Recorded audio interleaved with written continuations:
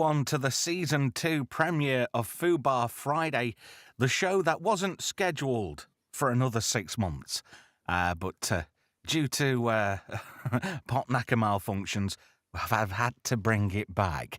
So thank you, everybody, for joining me. Oh, wait, it's just me and the Forever Help Desk. Hello, sir.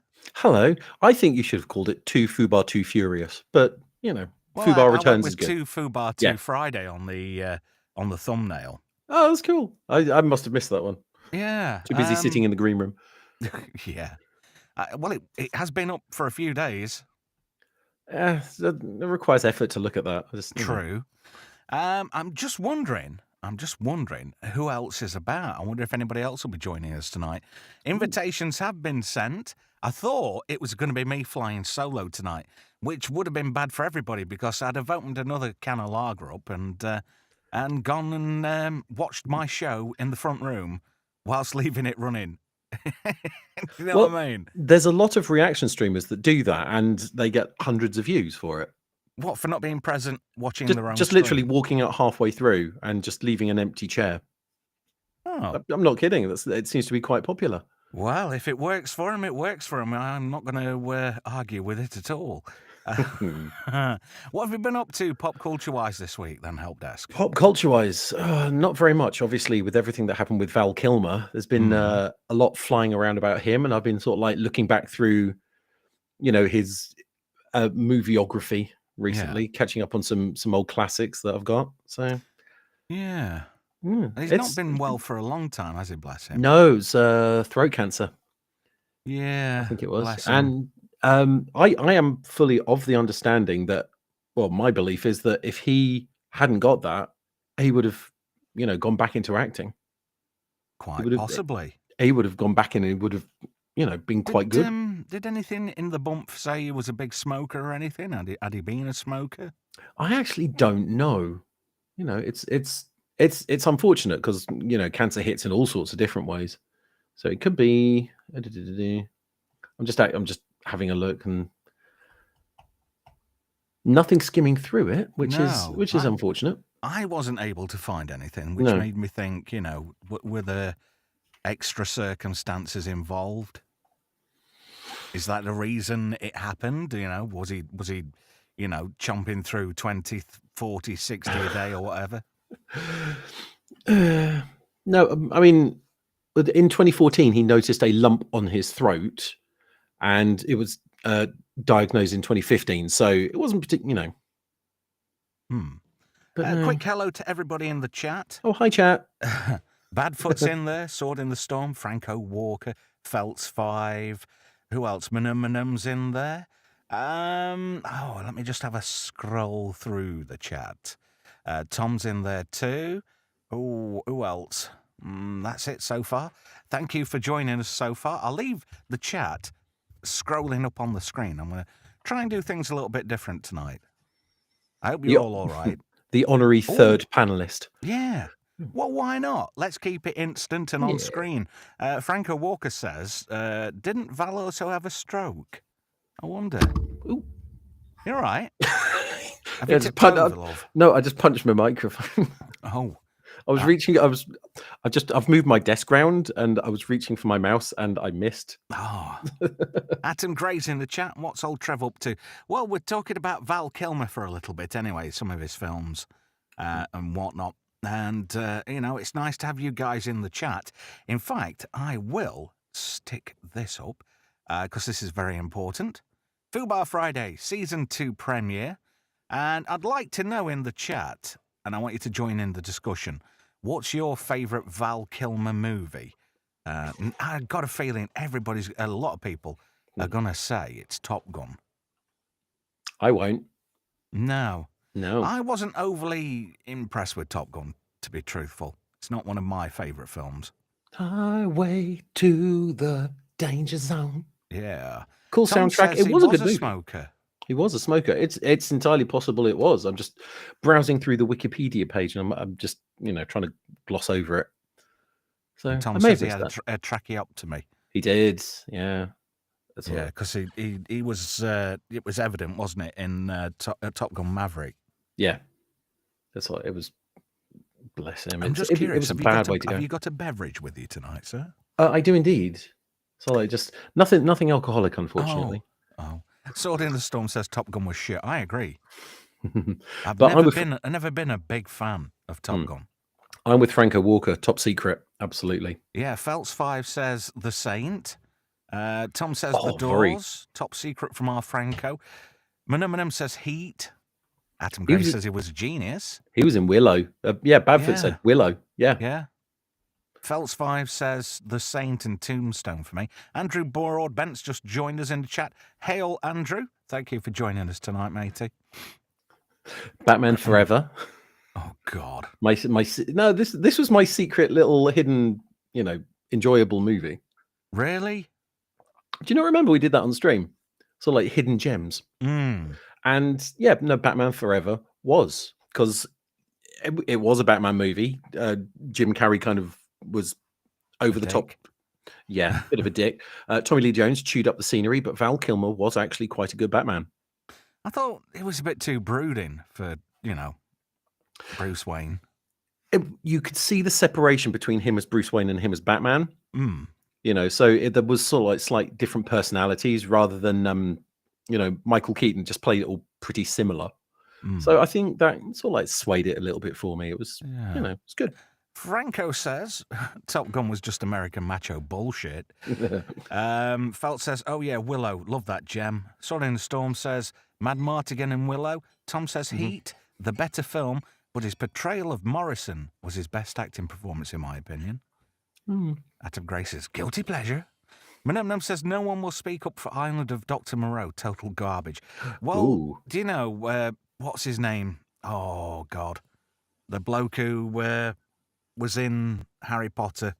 Is it Peter Thewlis? I don't know. He was misquoted as saying bad things about Val Kilmer. And he was saying, because he was in the Island of Dr. Moreau, and he said it was a really weird experience for him. But he really did have complimentary things to say about Val Kilmer. It's just that the press, as usual, it's a slow news day, so they'll misconstrue everything just to make it fucking juicy on their end. Yeah. I'm just reading here, he was in an episode of Knight Rider as well. Really? Uncredited as a voice in an episode of Knight Rider. Well, he was the voice of Kit in the new TV show. If that's what you're referring to. Is that what you're thinking of? Will Arnett, the voice of Kit. Right, Will Arnett was originally. This is the newer one. Yeah, Will Arnett was originally cast as the voice of Kit and recorded his role for the pilot episode. NBC fired him 2 weeks before the pilot aired after Ford Motor Company informed NBC that Arnett was the voice of the GMC truck commercials and Val Kilmer was cast at the last minute as a replacement. And just for you, help desk. There you go. I've stuck him on screen for you. You can see the eye makeup. I don't know. I don't know what it was like in real life, but he always seemed a bit smug to me. You just look at somebody and go, smug. He looks a smug twat. He didn't seem like a mean person, though. He didn't seem very likable or approachable either. Maybe. I hadn't really thought about that, but I hadn't heard anything bad. Maybe I'm reading the room wrong. I don't know. Mind you, I'm looking through his IMDb. He's got a lot of stuff, quite a lot I haven't heard of as well. Yeah, I can imagine that, to be fair. But it's pretty good. By the look of it. I didn't really like him in the Batman. Yeah, Sword in the Storm says girly Batman. Franco says he didn't know that about Knight Rider. Yeah, when they rebooted it in 2000, was it 2008? It was 2008. Yeah, 18 episode run. Yeah, it wasn't that good either. No, it wasn't. The only thing they did right is when Carr came back into it, they had Peter Cullen back as the voice of Carr.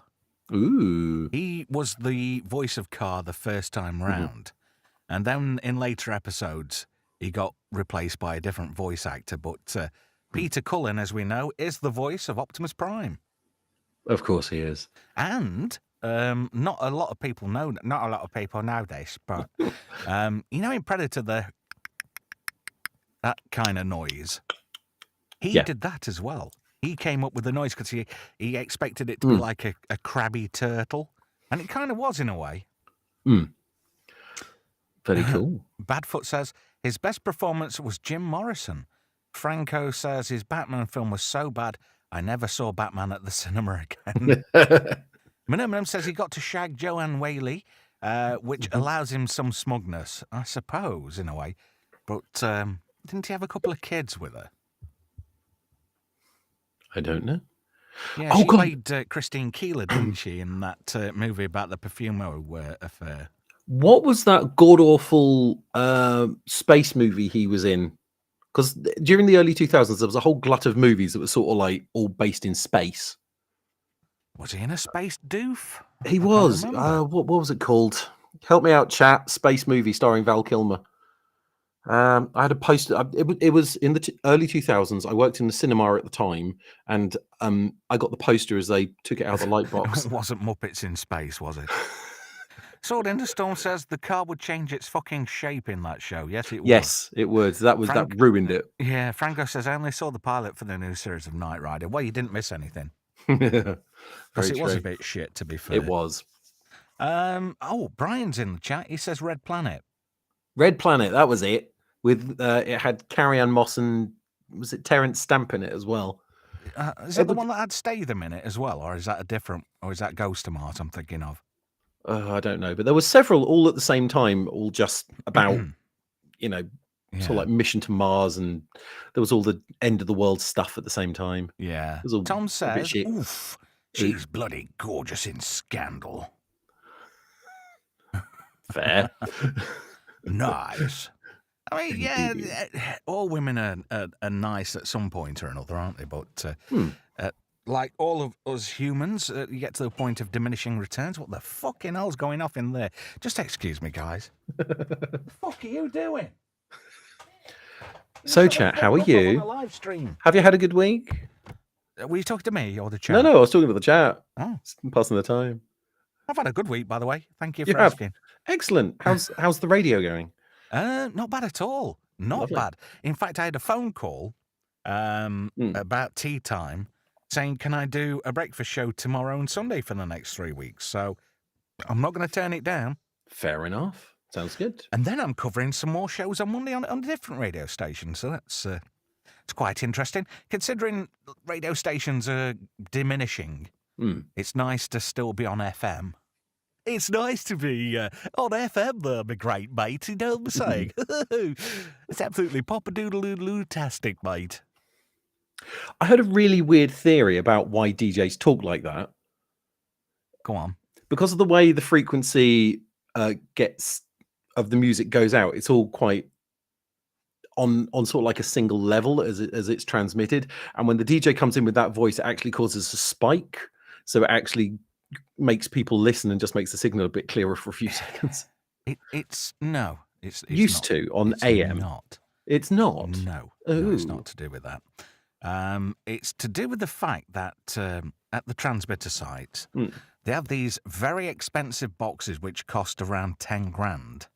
And they're basically like a box of tricks, what processes the sound. It'll bring it up, it'll squash it down, it'll chop it all into different bands, and then process it all separately, then do some sparkle and magic and add width to the stereo signal. Now, because of that, the earlier models were a bit... They preferred the music over the voice, so presenters went in and went, to exaggerate themselves to get on top of the processing. And that's where what we say is what they call jock voice in the industry. Oh, very cool. Tom says, I only told you to blow the bloody doors off. I like that. That's good. I like a bit of Michael Caine. Not a lot of people know that.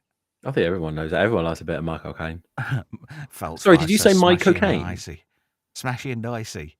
Radio Top Shop says, Brian. Tom says, you're a big man, but out of your shape. For me, it's a full-time job. Minimum says, careful, Trevor's a DJ, isn't he? Well, he's a diva, but ooh.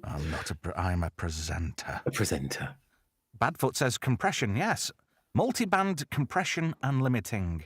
They have these very expensive boxes. You have Optimods and you have Omnias, and there's other brands as well, but not quite as big. Very cool. Sword in the Storm says, didn't we talk about this the other day? Yes, we did. Did we? Yeah, we did. I've slept since then. Oh, right. Okay. Franco says, Smashy and Nicey in the special they did made lots of references to a certain somebody from Leeds. I wouldn't know. Is that? It probably is. Yeah, it was an open secret, and a lot of people used to say stuff, and they'd be silenced accordingly, like that tape of Johnny Rotten what's finally surfaced. Have you seen that one where he says, "Oh, I know lots of secrets about him"? Yes, that one. I think Swap Shop shared it about. So yes, it's quite scary thinking about it, because back in the day there was no there was no social media. It was everything was sort of like done in a very small window effectively, and but now everyone can find everything out really, really quickly, and so all of the secrets from the 80s are now just being leaked out, and it's really disturbing. Yeah, looking back on it all. Dirty fuckers like that need exposing, and if it was left to me, on TV, on all channels at 9 o'clock, there would be live hangings of people who did that kind of thing to kids. That would be the ultimate deterrent. Speaking of live hangings, Russell Brand's just been convicted of sexual assault. It's like, and was it sexual assault and kidnapping? I can't remember. But he's been convicted now. Oh, yeah, that's interesting. Yeah, quite unexpected. Well, I mean, he did it obviously because it's now been convicted. So yes. Feltz5 said he'd like to hear me do the shipping forecast. Cromitty. Gale warning issued at 2150 UTC. Northerly gale force 8 expected soon. There we go. Brian says charged but not convicted. And charged. says it's funny how we keep ending up on that subject of that disgusting bastard from Leeds who was a crap DJ. Yeah, it's funny that. It's fucking funny. Yeah. Creepy. Yeah. I don't know, it's just... Franco says, good, I hate Russell Brand. What a twat. I don't like him, he's a smug prick too. I used to be a heroin addict, that's why I do all those crazy things I used to do. But you've got to love me, right? Because I'm like an urchin and a rascal all mixed into one. He's that C word. I can't say. What a cancer on society.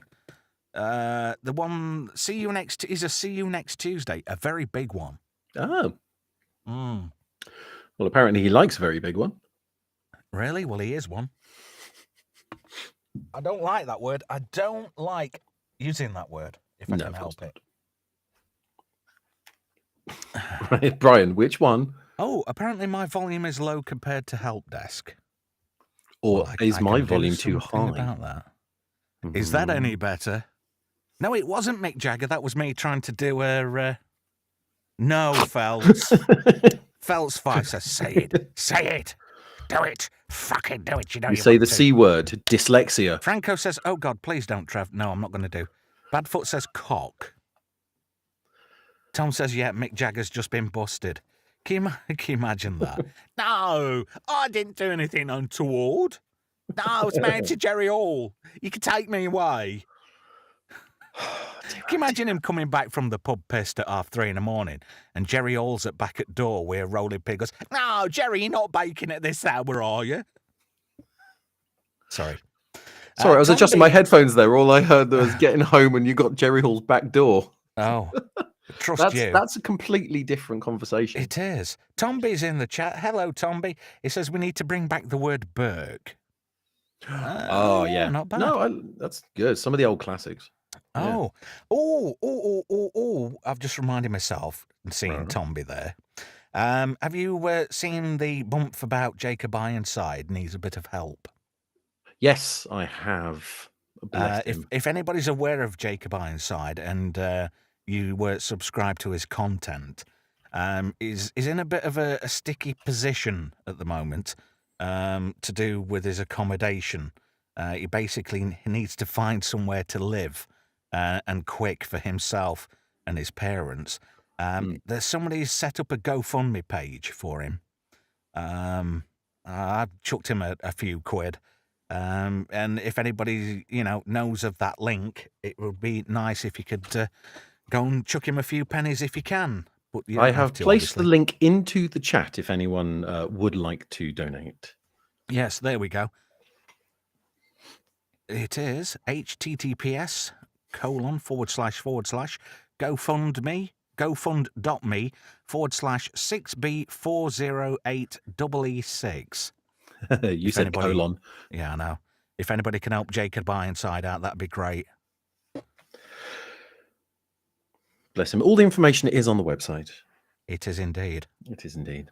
Yeah, and like I say, if anybody can help out, it's greatly appreciated because Jacob's a nice lad. I like his content. Aye. Yeah, Tomby says Jacob's in a bit of a bind. He certainly is. If you read the bump on the GoFundMe page, it's like, jeebus. Yeah. It really does need help. Felt says it's like bloody children in need. Yeah, not really. I mean, he's a nice guy and he's up shit creek without a paddle, basically. So if people can, show a bit of generosity and kindness, I suppose that's a good thing in a way. Should we get back to Val Kilmer for a second? I put Batman up on the screen for you. Yeah. Are you gushing yet? That was all right, Yeah, Atom Gray says, please donate if you're able to. He's a very nice guy. He is. He is. I like Jacob Ironside. He's a good content creator. He is. Very good. Very good. Yes, so Batman, I particularly wasn't a big fan of that movie. I thought it was a bit shite. I think after the first two, it was a change of pace. It started to go a bit neon, a bit kind of, colourful, and whereas the first two were quite dark and gritty. So I'm not quite sure what they were trying to do. It was all right. Hey, look at that. Stuck a very dramatic picture of him as Jim Morrison there. Oh, yes. The Doors. Very good. Oh, here we go. Hang on a minute. I'll do it for you, Bri. Apparently you're a little bit loud. There we go. Let me know if that's all right, Graham. Brian, I've just turned the help desk down a little bit. You're a little bit loud, apparently, so I've turned you down a tiny bit. Yeah, okay, that's absolutely fine. Is my audio gain all right? Should I turn myself down or off? I'll just leave help desk to it, and I'll give you the pictures. You just do the rest of the show. I can go and watch this shit in the front room. What are you doing? You turned me down too much. That's fine. Oh. I'm trying to make a joke there. You ruined it now. Sorry. No, we're good. Tom says Jim Morrison was a lot cooler bloke than Oliver Stone made him out to be. Ooh. Ryan says one of my favourite movies, as the chat knows. Lord Toxic's here. Hello. Hot take. Spartan is Val's best performance. Ooh. Very hot take. It's all right, though. Okay. I don't know. I've never particularly enjoyed him in anything I've seen him in. Yeah. One thing I do know about the Doors is that the surviving members of the Doors actually listened they watched the movie, and when they heard the singing, they couldn't actually distinguish which one, if it was Jim Morrison or Val Kilmer singing. Apparently he's that good. Brian says you're still loud. Is it me or what? Am I too loud? Or Hang on a second. That's too loud? I have a hardware control. I'll see if I can. Hang on, I'll stick it on 100. Right. Am I any better now? Just leave it at that. If it's too loud, and people are saying it's too loud, we shall sort it from this side. Yes. I'm really disappointed. Yeah.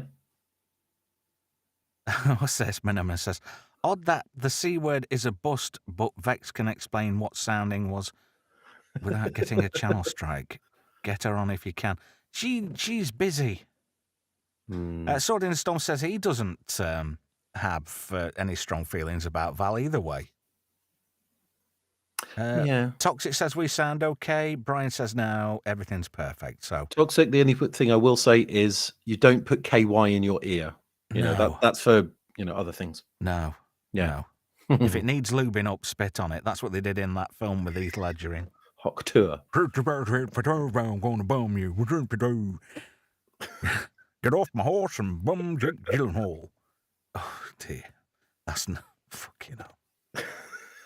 What's this? Lord Toxic says, I want to go to sleep on a bed made of your voices. Why? Mine would be lumpy. Yes. I tell you whose voice you could have sex to. And that's Lord Cords, because hello, welcome to my show. Tonight the ambassador's having Ferrero Rocher. He's a Ferrero Rocher bloke, isn't he? Oh, I love him to bits. He won't come on my show, obviously, because Mondays he's busy doing his show. So, but I have said, if you're not doing your gig tonight, come and have a chat with us. Yes. I'd love to get him on.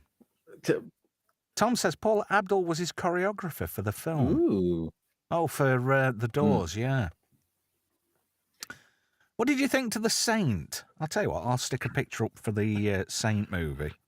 I didn't like that. You see, The Saint was an interesting one for me because I used to watch the television series back in the day. Yeah. It was great. It was on a Friday. You had the kids' TV finished up, and then you switched over to BBC Two. There was Thunderbirds, The Man from U.N.C.L.E., and The Saint. True. In the chat, Manum says, get Amelia Bedelia on. She's right filthy. Must be from Sheffield. Hey, I don't think she likes me. When I used to be on that other channel, I don't know. I think I got the vibe she didn't like the cut of my jib very much. But then again, that's just me. You exposed your jib in public. That's why. Probably. Felsfi says we need some women. Right, Sausage Fest. We'll go all Broutback Mountain. Well, you can if you want, partner. Whatever floats your boat. What's this? Franco says Val hired a recording studio and recorded 6 Doors track. He had his hair done, strolled up to the audition, presented his tape, and said, "You tell me who's singing." That's how he got. That's not bad. Feltz. Minimum says to Feltz, "Whatever happened to Princess Fiona?" She's too busy sucking Shrek's cock, man. Hey. Sorry. Look at my titties. Let's not do Scottish impressions. We know what happened last time. Well, that was on you, not me. All I said was, okay, the new. I know. That was enough. Melvin still has not forgiven me. Melv took it personally. Felt says, I bloody love The Saint, but I loved Elizabeth Shue. True. Amelia is a filthy Canuck, apparently. Wow. I likes a Canadian girl. Having been exiled from Canada myself. Hey, I'm surprised Scotty didn't want to come on. I think everybody's fell out with me. If I was a paranoid person, I would say everybody's either got the hump on with me or Pot Noodless has been round and put everybody off. People are just grumpy. I don't know. They don't know how to have fun on a Friday night. I don't know. Get in my belly. Yeah. Oh dear. I could tell you about a video where my daughter makes animations, and she did one about the trolls, and the one voiced by Justin Timberlake gets put in jail for drink driving, and this big fat thing's like plodding around this jail cell, and he's going, "Get in my belly," and he goes to Branch, "Want a bomb?" And Branch goes, "No!" And he goes, "Fucking dickhead." And he starts kicking his head in. I don't know where she gets it from. But then she's 15, so. Oh, dear. Oh, dear. Come on, Scotty is always up for a stream. He is. I don't know where he is, though. We've got a bit of a place where we have a conflab, and he removed himself from the conflab, didn't he? He did. I think he's back now. Is he? Yeah, I think he just needed a few days off after the whole. What's this? Franco says, "Minimum. From what I heard, Fiona got kicked off YT, I think you know why, but I don't know who. There we go. You know more than I do, and I'm quite intrigued by that. Bit of goss. Interesting. Why don't T, says Minimum. No. Atom says Fiona's off. I don't even know who this Fiona is, to be fair. Princess Fiona. Yeah, she's been around a while, in a good way. Ah. Yeah. Oh dear. It's all going off in the chat. Maybe I should take the chat off the screen for a little while. There we go. Oh no, that's not how you do it, is it? Jesus, I'm rubbish at this. There we go. I think I'll hide the chat for a little while. For a little bit, yes. I'm hoping a friend of ours pops into the chat. Now, have you got your eye on the chat? Oh yeah, it's sitting up here just in case on my second monitor. There we go. That'd be lovely. If Pierre, our French correspondent, Pierre De'turd, if he pops in the chat, we've got a surprise for him, haven't we? Yeah, I don't know if he will though. Anyway, The Saint was certainly an interesting movie. Obviously, watched the series when I was a kid, and I thought it was all right. Didn't Apollo 440 do the theme tune for that, or somebody? Was it Moby? Somebody like that, wasn't it? It was Orbital. There we go. I know Orbital did the Saint. Something along those lines, anyway. Do do do do do do boom boom boom boom boom boom boom. It was an interesting take, but do the you movie know what my was favourite Saint was? Bet you can't guess. Saint Augustine. No. St. Thomas Aquinas. No. What's the patron saint of idiots? I'm trying to remember. Me. Anyway, who's your favourite saint? Ian Ogilvy. Who? As in Return of the Saint? Did you know? Obviously, you've never seen that. I've never seen that one. No. That had the best theme tune. You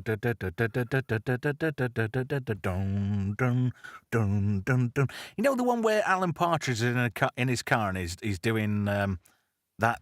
He's like. He's just going through all the theme tunes, tapping away a theme tune and really hamming it up. It was one of those. Ah, yeah. No, I just got stuck on the fact he kept going back to Black Beauty, so I must have forgotten that one. Let's have a listen to Black Beauty. Oh dear, I don't think we're going to be on long tonight. I'm just not fucking feeling it. Oh dear. Anyway, so that's The Saint. One film that I haven't got around to yet, and despite it being full of horse shit, I haven't watched it. But Tombstone. Yes. It's a classic, I'll say that. And it's got Hicks and Hudson in it. Kurt Russell as well, isn't it? Yeah. Obviously. Yeah, and Billy Bob Thornton, who looks slightly chubby in this film. He plays Doc Holliday, doesn't he, in this film? He does, Doc Holliday, yeah. He's got a thing for Johnny. He's got a hard-on for Johnny Ringo. I'll be your huckleberry. That's the only line I know out of that entire film. I haven't actually seen it. I've seen it once, and... Is it any good? I liked it. I mean, I saw it kind of when it came out, so we're talking about... Can I just interrupt 90s. You? Yes. You know how we said you should spit on it? Hawkateur. Hello there, sailing unit. Sailing units. Beep, beep. Hello. Hello. Did you know he was Moses in The Prince of Egypt? Who? Val Kilmer? Val Kilmer. Crikey, you're very quiet, Z. Am I? Shall I get closer to the mic? I want you to get intimate with your microphone. Let me just turn up the gain just a little bit. How's that? A little bit better. A little bit better. But it's good enough. Gents. Long How are you? Thank you for coming in and helping us, because we are flagging. Were you? A little bit. You know, we'd got some of them Viagra eye drops, but we still didn't look hard enough. I wondered what the awkward silences were. Yeah. I tell you what, though. Ian Ogilvy, though, he was great, wasn't he? He was shit hot. Love that series. There we go. I've stuck the chat back on. Hopefully, all the controversy. Oh, for fuck's sake! Oh, you put the fucking chat bring on, and then people are still going on about shit. Oh, you can't Brian fucking win. Brilliant performance. Death Scene will be unwatchable now. That is actually quite true. Yeah, Still, you good can't do performance. anything on the internet without offending some fucker somewhere. Yeah. Oh, Very I don't true. know. I can't. I'm not feeling it with the. There we go. I've taken us off the screen. We can chat more better. Atom Gray says hello, Z. Hello, Atom Gray. Lovely. Oh yeah. So yeah. I'm looking in the chat to see if there's anything juicy. No sign of Pierre De'turd so far, No. and I'm really disappointed. I thought Oh, he would have put a guest appearance in tonight. Do you know Pierre De'turd, Z? I know saltpeter. It's one of the ingredients of gunpowder. No, it's not him. What's this? The Ghost Not and the salty Darkness was Peter. great. Pardon? Not salty Peter. It might be something along those lines. No, He I've was not seen it. fun. He was fun during the week, and like they say, it's all fun and games till somebody gets hurt, and he got hurt. I'm afraid. Oh no, those fifis. Mm-hmm. Well, somebody had to tell him. Well, And the thing is, now I've had a taste of how rancid that meat is. I just want to keep biting till there's nothing left of it, so it doesn't distaste anymore. I understand and appreciate where you're coming from. Yes. I've just found out Val Kilmer was the voice of the Borg in Robot Chicken. Really? Yeah. If you've ever seen Robot Chicken. I have. Yeah. Yeah, Val Kilmer did the voice. Interesting. And he was also Bravo in Disney's Planes. Was he now? Ooh. Yes. So lending his voice to another animated character. I've not watched many of his films, if I'm looking through his history, to be quite honest. I mean, everyone's seen True Romance, Top Gun, and I'm shocked if everyone hasn't seen Tombstone, because that's a bloody excellent film. Yeah, it's on my to watch list. It's definitely one that I need to check out as soon as possible. Definitely. I might actually go back to some of his. Did you watch the Drinkers production Hell on the Island of Dr. Moreau? No, I didn't. Oh, I did. Oh, mind you, it's brilliant. It's famous how terrible it was to work on that movie. I was like, apparently it was a nightmare, wasn't it? People died, sets got washed out by tornadoes, and somebody got the bumhole fingered. Yeah. And Marlon Brando ate people. Marlon Brando was just a complete arsehole. He decided that he would work when he wanted to, not when he was actually needed to. And God, it just looks so terrible. Do you know you can become your own myth, can't you, in the world of Tinseltown? And Marlon Brando did become his own myth. He created this air of dickheadedness bullshit around himself. Yeah. And he got away with it. It's like people thought he was too big of a star to be told no. I'd have told him fucking no. I'd tell him to fuck off. Here's your P45. Do one, mate. Monona says, I genuinely have no idea what rancid meat I'm on about. Well, that's good. You don't need to know. There we go. You're not allowed to do that on some channels. That was totally by accident, by the way. I do apologise. Oh, God, it's got chicken tikka in it. Oh. Well, I mean, it tastes the same coming up as it does going down, so. Oh, Sword in the Storm's just insulted you, Z. Has he? What? I sounded just like Price. Are you having a laugh?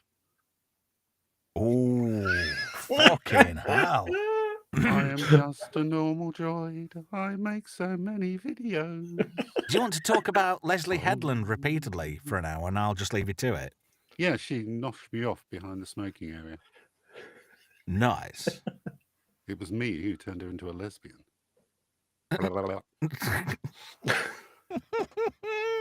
Oh, dear. On the subject of Val Kilmer, anyway, did anyone see that his last Instagram post? No. No.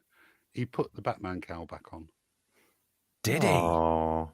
It was so, gets you right in the feels. I mean, he was never my favourite actor. He was always a bit of a B-list for me. But to see him do that, and that was the last thing he did, Yeah. Kind of liked it. Yeah. It's very sweet. Christ, I'm not joking. I am dreading summer coming because I am sweating like Rolf Harris in the dock in my little studioette. Jesus. Ooh, cutting in here with Feltz 5. Anyone see the new Naked Gun clips with Liam Neeson? No. Ooh. It's interesting. Is he playing the part Leslie Nielsen played? Frank Drebin Jr. Yeah. It's quite a good trailer. It will only be good if it's one of the first things to come out that's kind of scooped all the DEI and, checkbox stuff to the side. Yeah. If they stick to the original comedic talents of the actual original Naked Gun, it could be good. Possibly. But don't you get the same sort of feeling when they announced that they were going to start doing new Carry On films back in the 90s? Yeah, and it never quite lived up to the old. No. See, the thing is, did it? You can't always bring something back for nostalgia's sake and it be good. There's no guarantee. But I mean, right, Liam Neeson, you can see it's more about his personality than it is about, retreading what's been done before. So it's more very, like, I suppose it could be like Taken. There's a lot more sort of like blood and gore, and he stabs someone with a lollipop, and but then you've got the comedic aspects, and it is like the traditional Naked Gun style of comedy. Is he going to be able to pull comedy off though? He's done comedy sketches before. Yeah, but he's done them in a dry manner where people go, "Oh, hang on, it's Liam Neeson trying to be funny. He's not funny." But the thing is, because he's titting it up, that makes it funny. But that's what Leslie Nielsen did, because Leslie Nielsen was a serious actor, and then he starred in Airplane, and he's actually on record as saying, "I did exactly the same as I did before, only now people are laughing at me." And then he became a comedic actor, and he would not do an interview unless he had a fart machine in his pocket. True. So, oh God, I've just had a terrible feeling. Will Liam Neeson go, "I have a certain set of skills"? Will he do that line? I hope so. Really? I hope he manages to fit in some nice little Easter eggs from all of his major movies. I mean, Trev, you haven't seen the trailer, but there's this lovely bit where he's looking at a picture of, Leslie Nielsen going, "Dad, I hope I make you proud." And then you've got the next guy, he's looking at a picture of, the chief and doing the same. And it just goes down the line. You see loads of them sort of like talking to the pictures. And then you see O.J. Simpson. And obviously his son just looks at the camera and goes, "Nope, not doing it. Nah, not happening. Nope." It's all like, okay, that's actually quite funny. So if they're going for that level of humor, it might actually be a hit. Yeah. There is the possibility of it being the smash of the summer. Franco's stuck the trailer in the chat. Feel free to go watch it. Yeah, I have to be careful with trailers. I got told off for Monday night's trailer. Did you know that? Studio Canal France had a mard at me. Oh, yes. Yeah, they can do that. Miserable. You would think these Hollywood studios would appreciate the free publicity. That's what I said to Brian. Yeah. Oh, Franco Walker always mentioned one of my favourite Liam Neeson lines. Franco says he won't be able to say, "Take it, no, take it, no, take the fucking elephant," from Darkman. I love that scene. What are you going to do about it, freak? Have you seen Darkman, Help Desk? Oh, very long time ago. That is a great Sam Raimi film. I think last time I saw it, this is how long ago it was. It was on the Sci-Fi Channel when it was still spelt with I's. And it was on Telewest cable television. Well, I have no clue about that. Hey, there's somebody knocking, there's somebody ringing the bell. Doing a favour for folks' sake, open the door and let him in. Hello, Brian. Whee! I'm alive, I'm on. Thank you for joining the Titanic of all shows. Season 2 premiere, and it's going down like the Hindenburg or like a hooker at Bill Clinton's. That's a shame, mate. Oh, thank you for joining us, my great mate, me old Bry Memensky.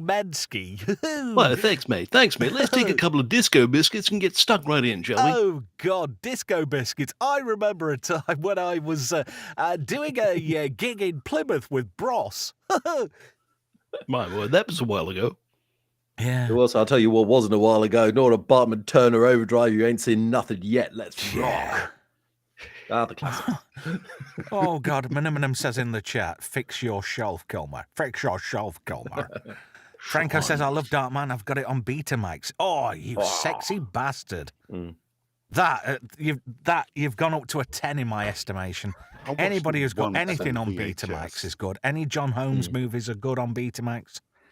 Speaking of John Holmes, Kilmer played John Holmes in the 2003 movie Wonderland. Yeah. Did you cover that? I don't know. I missed the last 10 No, I minutes. of didn't, screen and I time, forgot so- all about that. Yeah. John Curtis Holmes, Yes. born in 1944 in Ohio. I wonder how I know that. Do you know, I never liked John Holmes. I always thought he was a prick too. Ba-dum-ts. Hey. What's He's this? also a tad Sound like a flaccid was bunch John of Eton Holmes. boys rather than radio DJs. Eton, excuse me, I don't go north of the river. If I may, can I say a quick hello to the chat there? You can indeed, and, sir. The panel, etc. So yeah, Kilmer. I personally, as the chat will already know, I am gutted about this man's passing. Although it really wasn't unexpected. He's been ill for quite some time, and although he'd apparently gotten over the big C, stage 4, for God's sake, the treatment clearly took its toll. And if you watch the Val documentary from a couple of years back, you know, it wouldn't have taken much to send him where he went, to be quite honest. So it's a terrible shame, but we can celebrate his films here if you can remember them. Yeah, definitely. Felt says hello to you, Bri. Hey, Phelps. And Tom says hi, Brian. Hi. Oh, gonna have to Felt you know- says he's surprised nobody's remade Darkman yet. I'm surprised they haven't. I'm going to have to mute for a second, Trevor. I've got something going on in the background. Okay then, mate. Very sorry. Minimum says urban myth. John used to pass out when he had a fully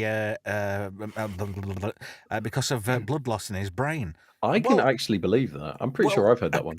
Well, according to form, he never actually needed to get fully functional. He had enough to do the business. Yeah. Must be terrible. You know, I'm hung like fucking Mickey Mouse on a cold day. So I'm kind of jealous. I've got penis envy. So this screenshot we're looking at from Top Top Secret. Secret, yeah, I still say this is his best role for me. I think was it his first proper movie? One of his first. Yeah. Is that the one where he's in the cow suit and the other bloke's Yes. getting milked by a calf? Oh, he's not in the cow suit. He's breaking into a German prison, but there are a couple of people in a cow suit and they get shagged by a bull. Yes, that's the movie. Oh, it's brilliant. It's proper comedy. If you like Naked Gun, you'll like Top Secret, and it's just there's I don't know. jokes. I felt it tried too hard at times, like most of the time. It did comedy that nobody else was doing, really. I don't know. It was in the vein of. I'll take that as a compliment, Minum. I don't know. It was very similar in style to the slapstick that was created by the guys who did Airplane. That I mean, it was continued on into Police Academy and onwards. But then I think we had an oversaturation in the mid part of the 80s, where all these films were trying to accomplish the same thing using the same techniques. I still say this one was, if this one was one of the last greats, I'd be happy to say that. Yeah. Before it started to get a little bit stale. But it's just the comedy in it is really good. It uses different things like perspective. There's a whole thing about a watch or a phone where it suddenly just turns, it's really big for no readily apparent reason. But It's hard to explain. You have to watch it to find out why it's ridiculously funny. Oh, Cartoon Man says, thank you for that. Zucker Brothers and Jim Abrams. Yeah, that's right. And I was just thinking, what was that other film that Val Kilmer was in where he was the smart, sciencey guy? What was that one? Real Genius. That's it. I remember that. That was actually quite decent to watch. Yeah. See, you're quiet. Are you all right? You haven't seized up, have you? No, I haven't. I've been looking through his film history, and there's a really odd one that's sticking out. So I had a look at it. It's called Wings of Courage, which was the very first IMAX 3D short film. Really? Yeah. There we go. That's interesting to know. Do you know? Is that the one where he's French? Yeah. Oh, French. Yes, French pilot. Yeah. And yeah, it's one of the characters in it, played by Tom Hulse, is the writer of The Little Prince, which has opened many legs for me. Trev, can I make a request here if it's not too intrusive? Is it telling common people to go fuck himself by any chance? No, it's Can you put the people's faces and stuff on the avatar thingies going on the instead of the chat? Yeah, sure. Just helps me know who's talking and where we're going. There we go now. Smash. Let me make it. There we go. I will get it right. Hang on. No. Perfect. Is that all right? That's fine. That's perfect. Yeah, looks great. Yeah, I'll leave it like that. Lovely. I've had just to play still with getting my me head mic. around Is all it any this. better now? Z is fading out, apparently. You are a little bit quiet, sir. Good Lord. But your ring of sound is fully on. I don't understand. Z's got a big ring. He has. He's got a massive ring around him at the moment. Can you see the size of Z's ring, Brian?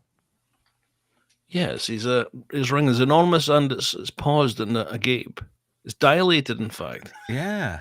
It is. How's my mic now? A little bit better, sir. Fine. Yeah, I like me now. Oh. Yeah, he says, Atom Gray says, okay, now tell him to fuck off. I like me now. Have you seen common people's message there to you, Brian? Shall I read it out, Trev? You can indeed, mate. You go for it. Common people in the chat says, can't tell if Brian is more hurt by Val Kilmer's passing or Scotland's women being pumped 4-0 by Germany.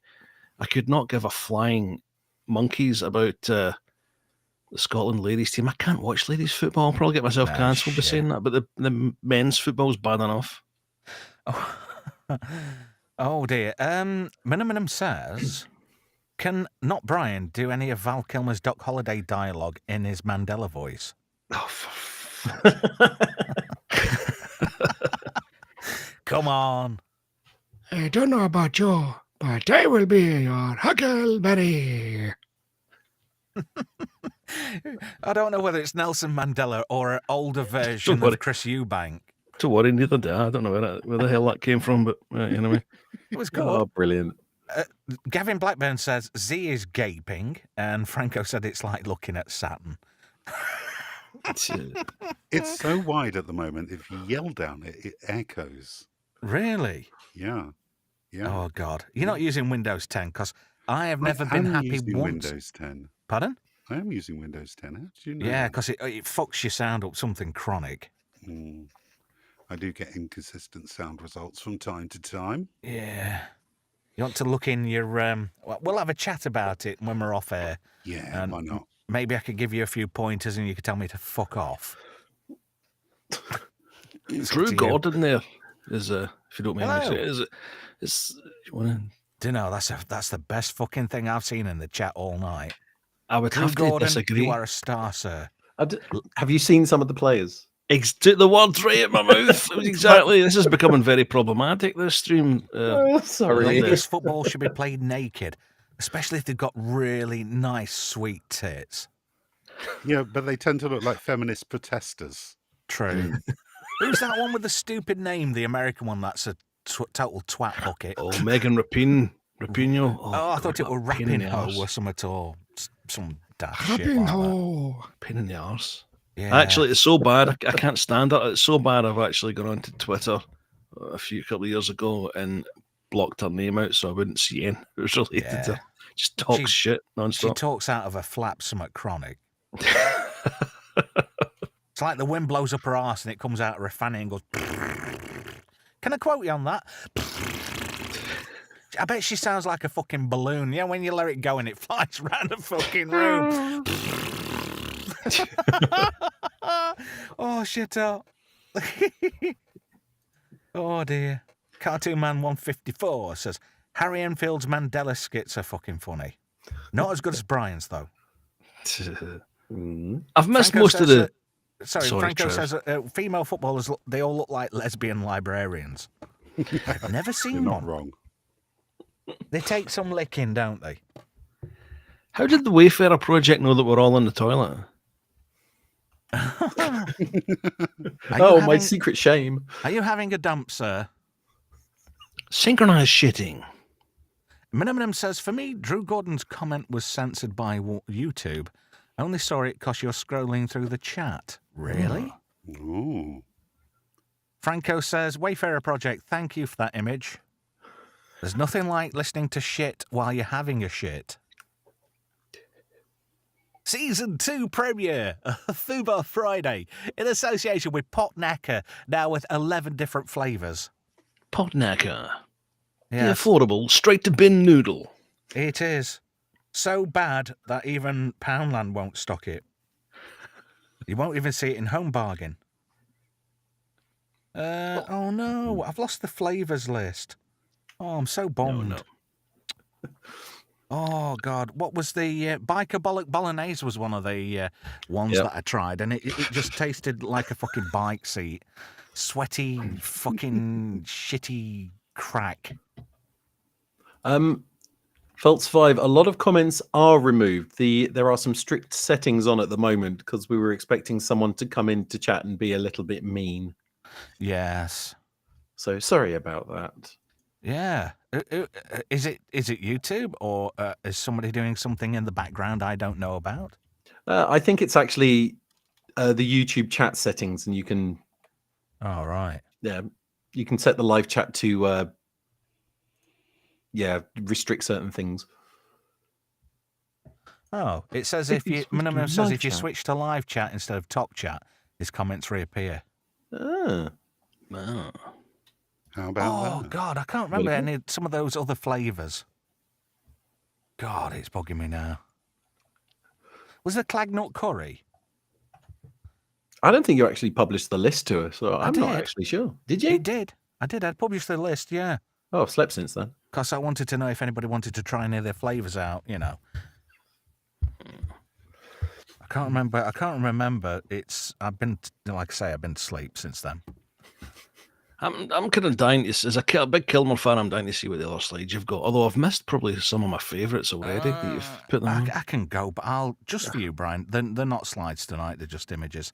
Oh, right, We still. started off with one of Val, but I put one on for Help Desk, a sexy one of Batman. No Feltz. So we had Batman. We had Jim Morrison. How good was this performance? If you're a Doors fan at all, and even if you're just a film buff, you recognise how good a performance this is. There is an unofficial sequel to that film. I don't know if you've seen it. Oh God, here we go. It's called Backdoors. Hey, There we go. One of the Saint. in the sensational C70 that are. And we had Doc Holliday from Tombstone. And then we went on to Val in Top Secret. And I was going to sort of put this on as... Oh, shite, wrong one. I was going to put this on as the last image. One of his most iconic. And, well, I wouldn't say iconic, but one of the roles he's remembered for the most. And that's as of Iceman from Top Gun. Top Gun, yeah. Which apparently is a gay advert for the US Navy. Is there any other kind of adverts for the US Navy? I don't know. In the Navy. Go to I was Thailand and get a rim job. Join the Navy. I was never a massive fan of Top Gun, I must admit. I had to watch I wasn't, to be fair. it a couple of times to make sure. It was another one of these films that's always been on in the background, and you'd see 5 minutes here, 10 minutes here. But there's so many other Kilmer films that I love. It's got Space Jesus Midget in it, hasn't it? And I don't like his films. Wee Tam.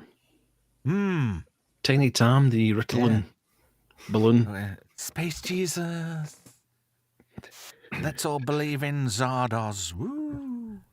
Just Come and take us away. I'm torn with him because sometimes I hear him open his mouth and I just think, mate, shut the fuck up. And then other times I think he's old school cinema purist. Yeah. He was around here not so long ago filming stuff for that last Mission Impossible piece of shit he were doling out.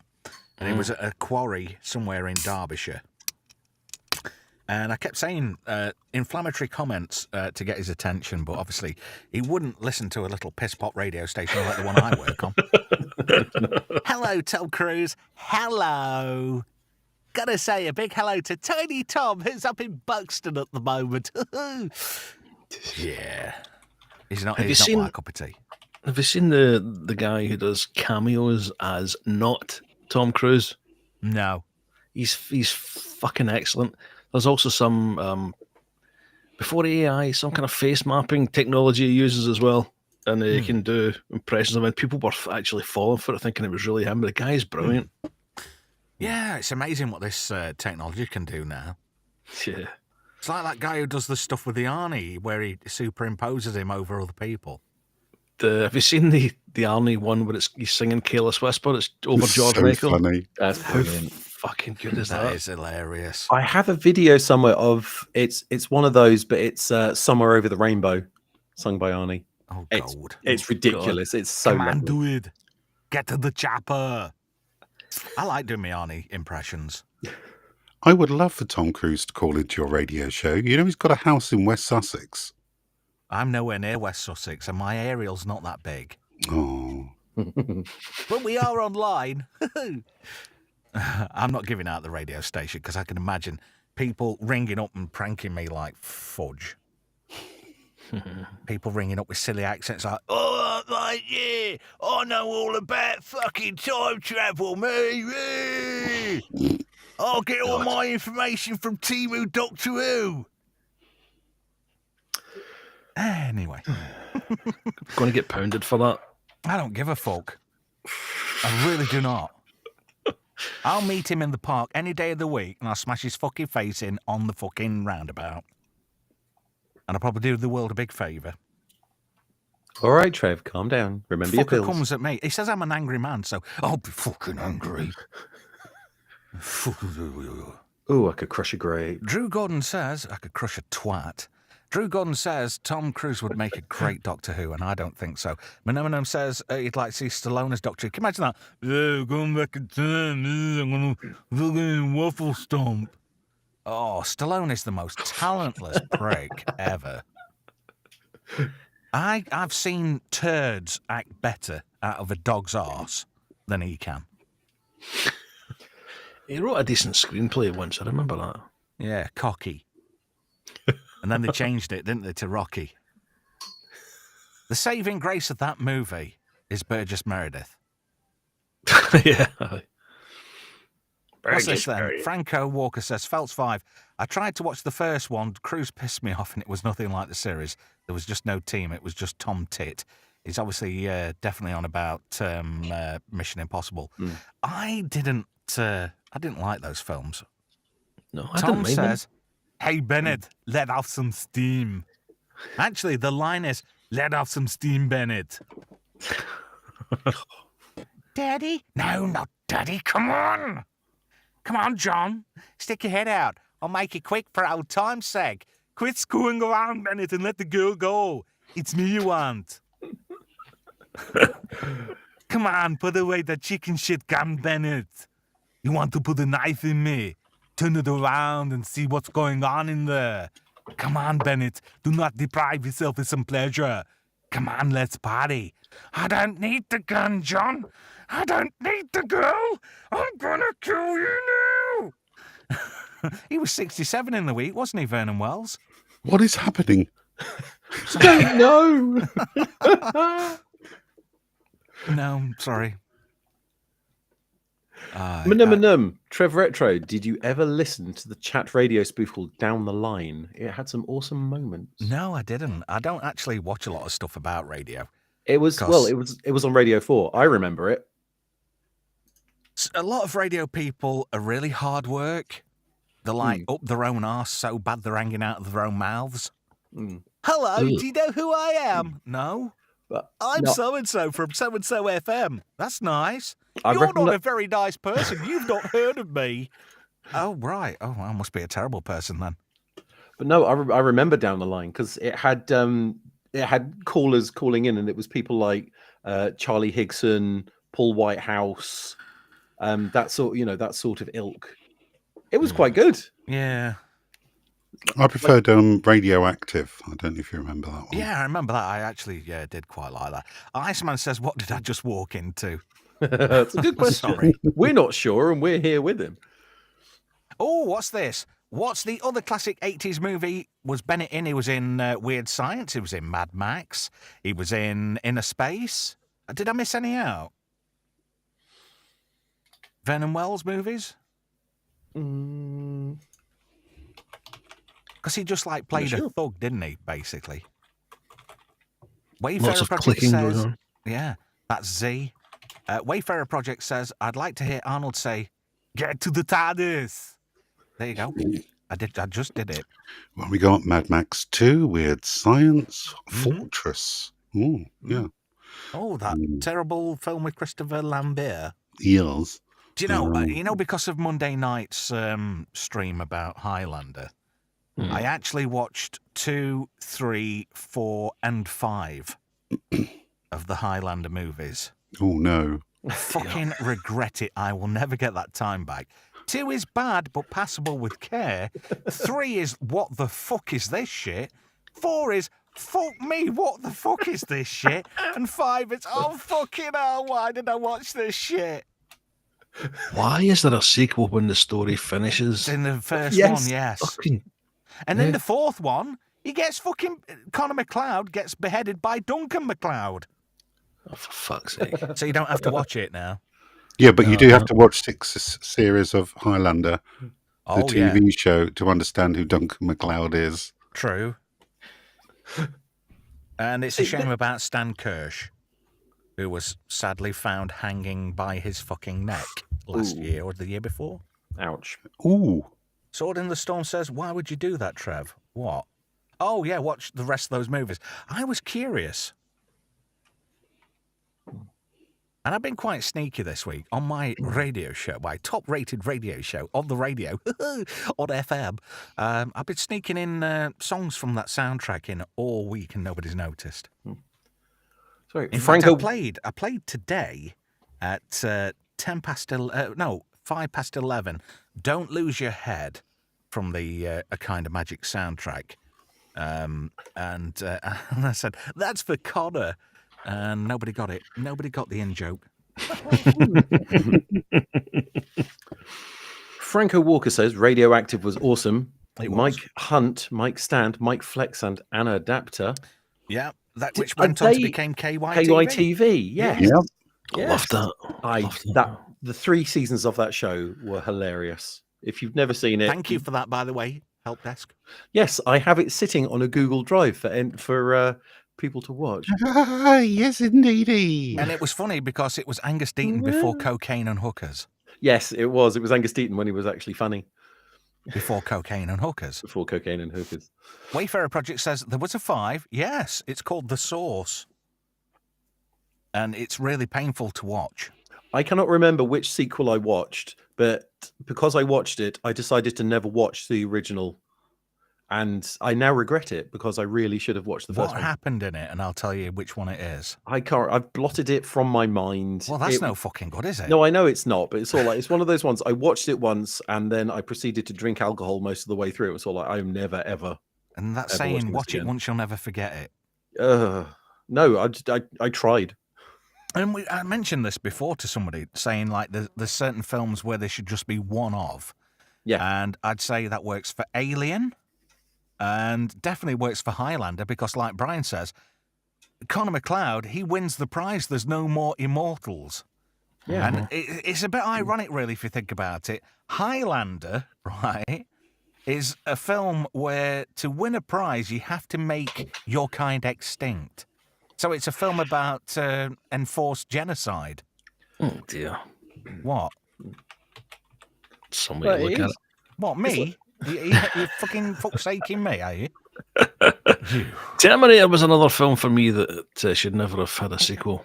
Definitely. But then Perfect. again, anything other than the original is a cash grab. Yeah, perfect self-contained story. Yeah, Schindler's Alien List was 2 too. was not as funny as the original. As much as I love Aliens, there was no need for it. Yeah. I'd sooner be left with the mystery, did Ripley ever make it home? And the problem you new- have... Oh, you go. On you go. Okay. I was going to say, and then you suffer from the problem that when they realize that the sequels made money, they keep on making sequels, and then you end up with whichever alien came out last. I can't remember the names of the last two or three. Romulus. They're all so bad And that now, it's not worth watching. because Ridley Scott's seen a glimmer of hope, he wants to railroad Fede Alvarez and screw up his next production. But then again, why is it all of a sudden Ridley Scott's the be-all and end-all? He's become the Jesus of the franchise. Because Ridley Scott's about as fucking talented as... He's like Mike Yarwood when it comes to impressions. But he is, though. I mean, Blade Runner, great film, but it's fucking boring. Alien, great film, but it's fucking boring. Ridley Scott is a boring director. Fucking Romulus is flawed to fuck. And anything after Aliens has been a joke. Alien 3's a shit show. Alien Resurrection, even though it's Luc Besson, no, it's not. It's Jean-Pierre Jeunet, isn't it? That's just a piece of fucking stupid shite. And then you've got AVP. I enjoyed the first one to a degree. The second one, I really do like, Requiem, but everybody slates it. They say it's a big pile of shite. You don't fuck with the classic.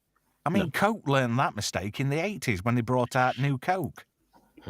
You don't, if you've got a winning formula, you don't fuck it up to try and make it a cash grab. It just backfires on you. That just shows you the level of fucking greediness there is. Speaking of fucking up a classic and or fucking about with a classic and Liam Neeson, did you see the trailer for the Police Squad? Yeah, we were talking about that a bit Naked earlier Gun, on. rather. All right, I must have missed that, but it looks utter tripe. Really? I think it looks absolutely deplorable. It's only a short clip, so anything could happen, I suppose, technically, but straight away I'm going, oh no. I said I was hopeful. If they, take out also like the modern deisms, if it's going back to Hollywood being, without all the tick boxes, it is entirely possible they will make a good movie. Will it stand up to, the original? No. I don't think anything is going to beat Leslie Nielsen. But could it be, an extension of a franchise? Because obviously it's his son. It's entirely possible that it might be all right if they take out all of the DEI bullshit that's been in everything. Just a quickie. Exactly. Sword in the Storm says the Alien and Predator series and crossovers would have been much better if they just followed the comics. True, but then again, I don't think they would have had a budget to pull off doing it in the vein of the comic books, which is kind of sad. So would they have to get a license from Dark Horse, who got a license from them in the first place? Yeah, that's true. I mean, I like the story of is it Ryoshi, isn't it? The planet Ryoshi, where the first AVP takes place. Because I can't remember her name now, and I've got the omnibus in my little library as well. What was her name? The Asian lass who I goes can't away with the remember. predators in the end. Oh, fuck's sake. Because she actually gets taken in by a tribe of predators. Sounds like the BBC. Oh, go. Oh. Sorry. Now then. Hey, we've already gone down that route once already, and people have complained about it. That Sorry. was after I did Michael. the shipping forecast, if you remember. And I killed it. Yay! I'm just trying to read the chat here. Reading Drew Gordon's. Chat's quite good tonight. I like having the chat up on the screen, although I'm a bit disappointed. My friend didn't make an appearance tonight. I'm really gutted. How will I ever cope? Catch her on the re-rub. Yeah, he probably will. Yeah, you talk amongst yourselves. Oh, no, it wasn't Mrs. Miyagi. Machiko, yeah, that's true. That's right, yeah. I can't remember her last name, though. Oh, God. Even Franco's saying, what's her name, for fuck's sake? Oh, man. And I know it off by heart. I'm a big fan of Alien Theory. Anybody else subscribe to Alien Theory? I do. Derek is a cracking chap. Yeah, I watched a video of his last month about the different types of Alien 3 print that are in existence. Found it fascinating. Yeah. It could have been a good movie. I did reach out to him to come out on a stream with us, but he never replied back. He's a hard chap to get hold of. And, Well, I wouldn't know that, Trev. Okay. You kind of done me there. Oh, by the way, my friend Tom wanted me to tell you that he thinks you sound like a really sexy homosexual type chap. Oh, no, unfortunately not. I've got 4 kids. Oh, with a voice like that, I'm sure you've not got 44 kids there. Got 3 grandkids. Bloody hell. You're older than me. Are you older than me, then? I don't know, 57. Oh, I'm not far behind you, then. You're 57, Z? Yeah, absolutely. Jesus. I know. Crippling, isn't it? God. And I still play video games. What the hell? Why not? Hey, I'm in my 40s and I play video games. Hey, guess what? I've got might have some grounds for divorce happening in the household. You sound enthusiastic about that. I Trev. am. I'm really. You realise we're live, Trev? I don't give a shit. I know for a fact she's upstairs fucking listening. She can hear me through the floorboards for a start. So. Hello, Mrs. Trev. Anyway, I decided to finally treat myself to a proper cable for my Mega Drive. And you're gonna think I'm stupid at this one. Go on. I went for the most premium cable you can buy for the Mega Drive, right? And it does Do what? The Mega Drive does RGB output, right? So instead of it coming out on composite, which is shite, I thought I want full RGB because I'm soon to be doing a mod called the triple bypass, which improves the RGB output even better still. And have a guess how much I paid for an RGB cable for a Mega Drive? 40 quid. I wish. What? Yeah. Double it and take a tenner off. 70 quid? Yeah. It's well worth it, though. Look at him doing maths. It has got some technology built into the cable. I suppose it's going to have something like super sampling and... It's really good. imaging Honestly, enhancement. I switched it on and I thought, let's see what all the hype's about. And I'm like, fucking hell. Wow. Jesus. I did see the photograph you posted of it. Oh, yes, you did, didn't you? Where I squealed like a little girl. Franco Walker, SCART, $13.99. I remember being SCART. able to get a SCART lead from Poundland. Really? Way back. No, they didn't see me coming, minimum.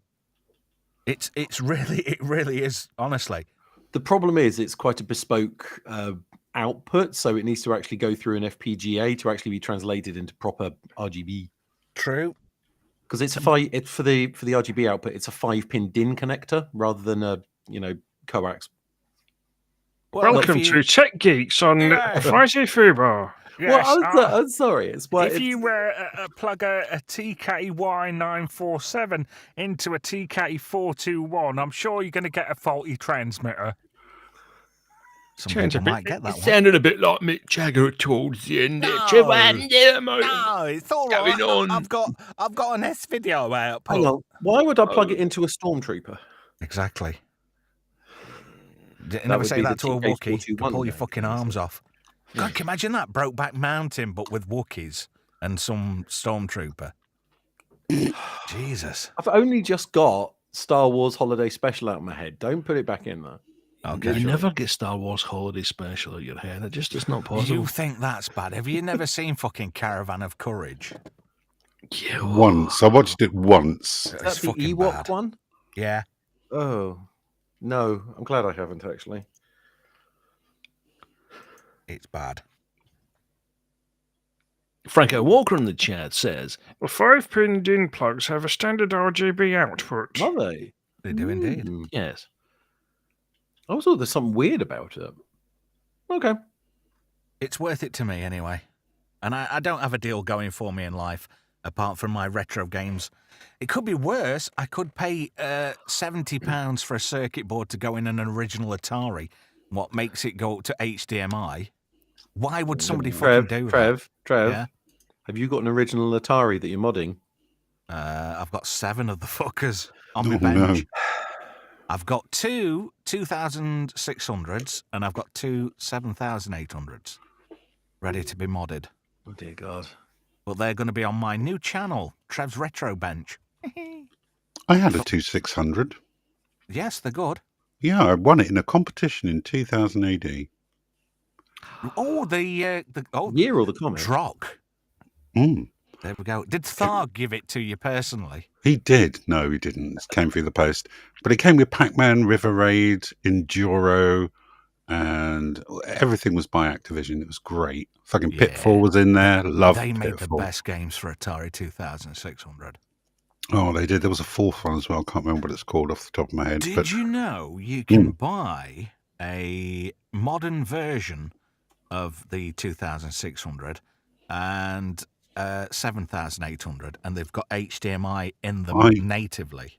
I do, but I don't know why I'd want such blocky pixels so clear. Yeah, but the thing is, if you were to buy one of those said machines and you bought something called a Harmony cart or a Cuttle cart, you could put all the games onto an SD card.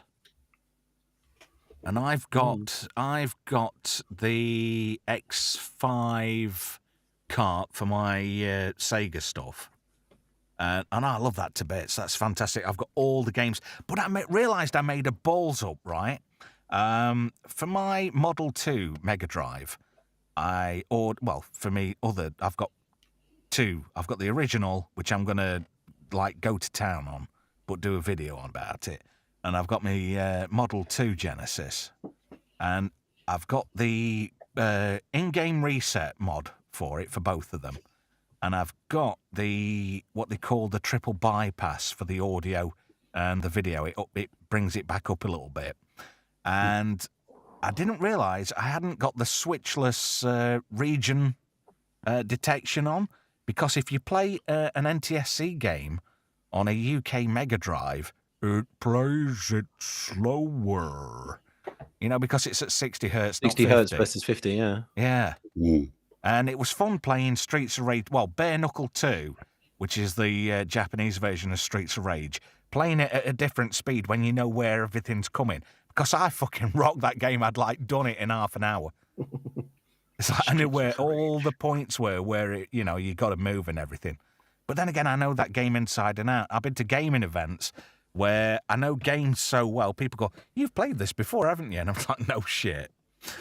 I love that game. I bought that when it just came out. 1993, I bought that. April 1st, 1993. That's when the very date I know that. I don't know why I know that, but I do.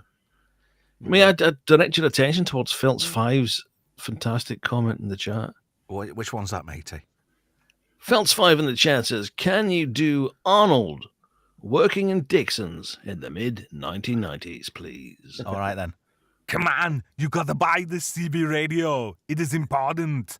What if there's a nuclear war? Who are you going to talk to? How are you going to find supplies? How will you locate other people? You need the CB radio and put it in your Austin Metro. You need to do this. Come on. Before I ram a CB aerial up your ass. Although I went a bit fucking weird at the end there, sorry. Yes, Dixon's did produce their own brand of CB radios back in the day. They were called Harriers. There was the Harrier CB and the Harrier CBX. Ask me how I know. How do you know that, Trevor? Because I owned both of them. Wow. I loved CB radio. Until my mother got really awfully pissed off with me and cut my aerial off. Oh, She cut my coax with the scissors. Lovely. how cruel. I know. I used to have a mate who used to have 3 MAME cabinets in his office. Have you ever used MAME? Oh, yeah. The multi-arcade emulation Yeah. thing. Yeah. It was great. He had 3 full-size cabinets in there, and you could just play what you fucking wanted on them. He had one dedicated to fighting games, which had about, I don't know, 10 fucking buttons on it. And then you got your standard one for playing things like Donkey Kong and Pac-Man. And he had a third one. I don't know what he was using that for. I think he was building it at the time. But I once got a video off a friend of mine thinking it was Donkey Kong, and it was Donkey Cock, and it was some Swedish woman who was into animals. There was a documentary about her on Channel 4. Her name was Bodilla Johnson. She killed herself because of the ostracization she found after molesting horses and animals for several years.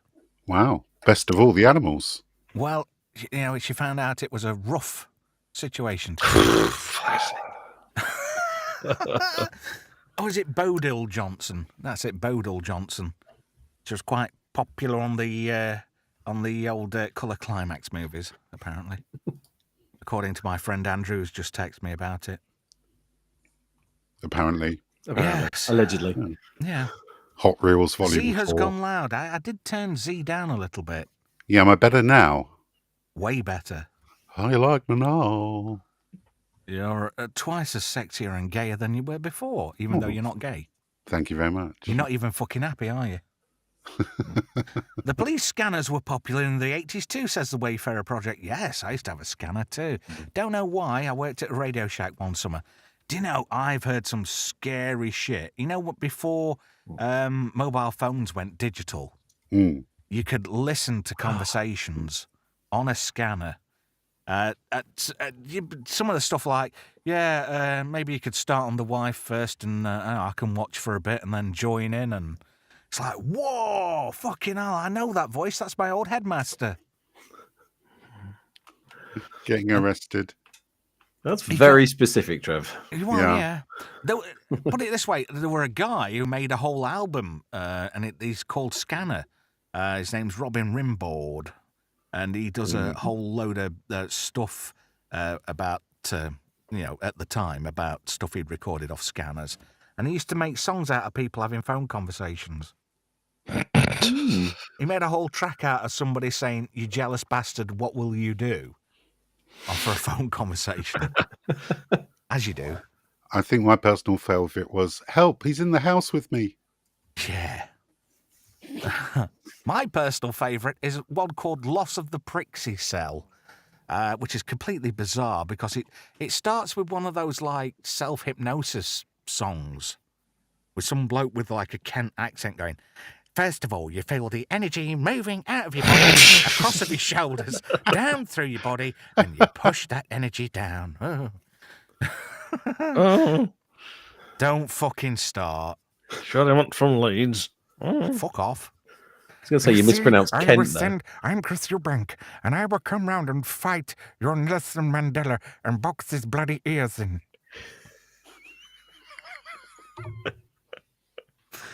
I'm waiting for your reply, Nelson. Nelson is under the ground. Good luck fighting me. You're not the Undertaker. You get your ears boxed in by me, for I am Chris Eubanks. And I drive a lorry that looks like Optimus Prime. Oh, you win then. And I was on a Tango advert once. Speaking of which, the Transformers, Trev, time for a plug for the Monday night. Yes, Monday Night Mayhem was staying 1986 because we did Highlander from 1986. This coming Monday, we shall be doing Transformers the movie, the really good one. No Michael Bay in sight. Michael Bay was still playing with his taters at that time, and he wasn't involved in film, thankfully. He wasn't involved with Transformers either, because he knew fucking nothing about them. Yeah, he's a prick.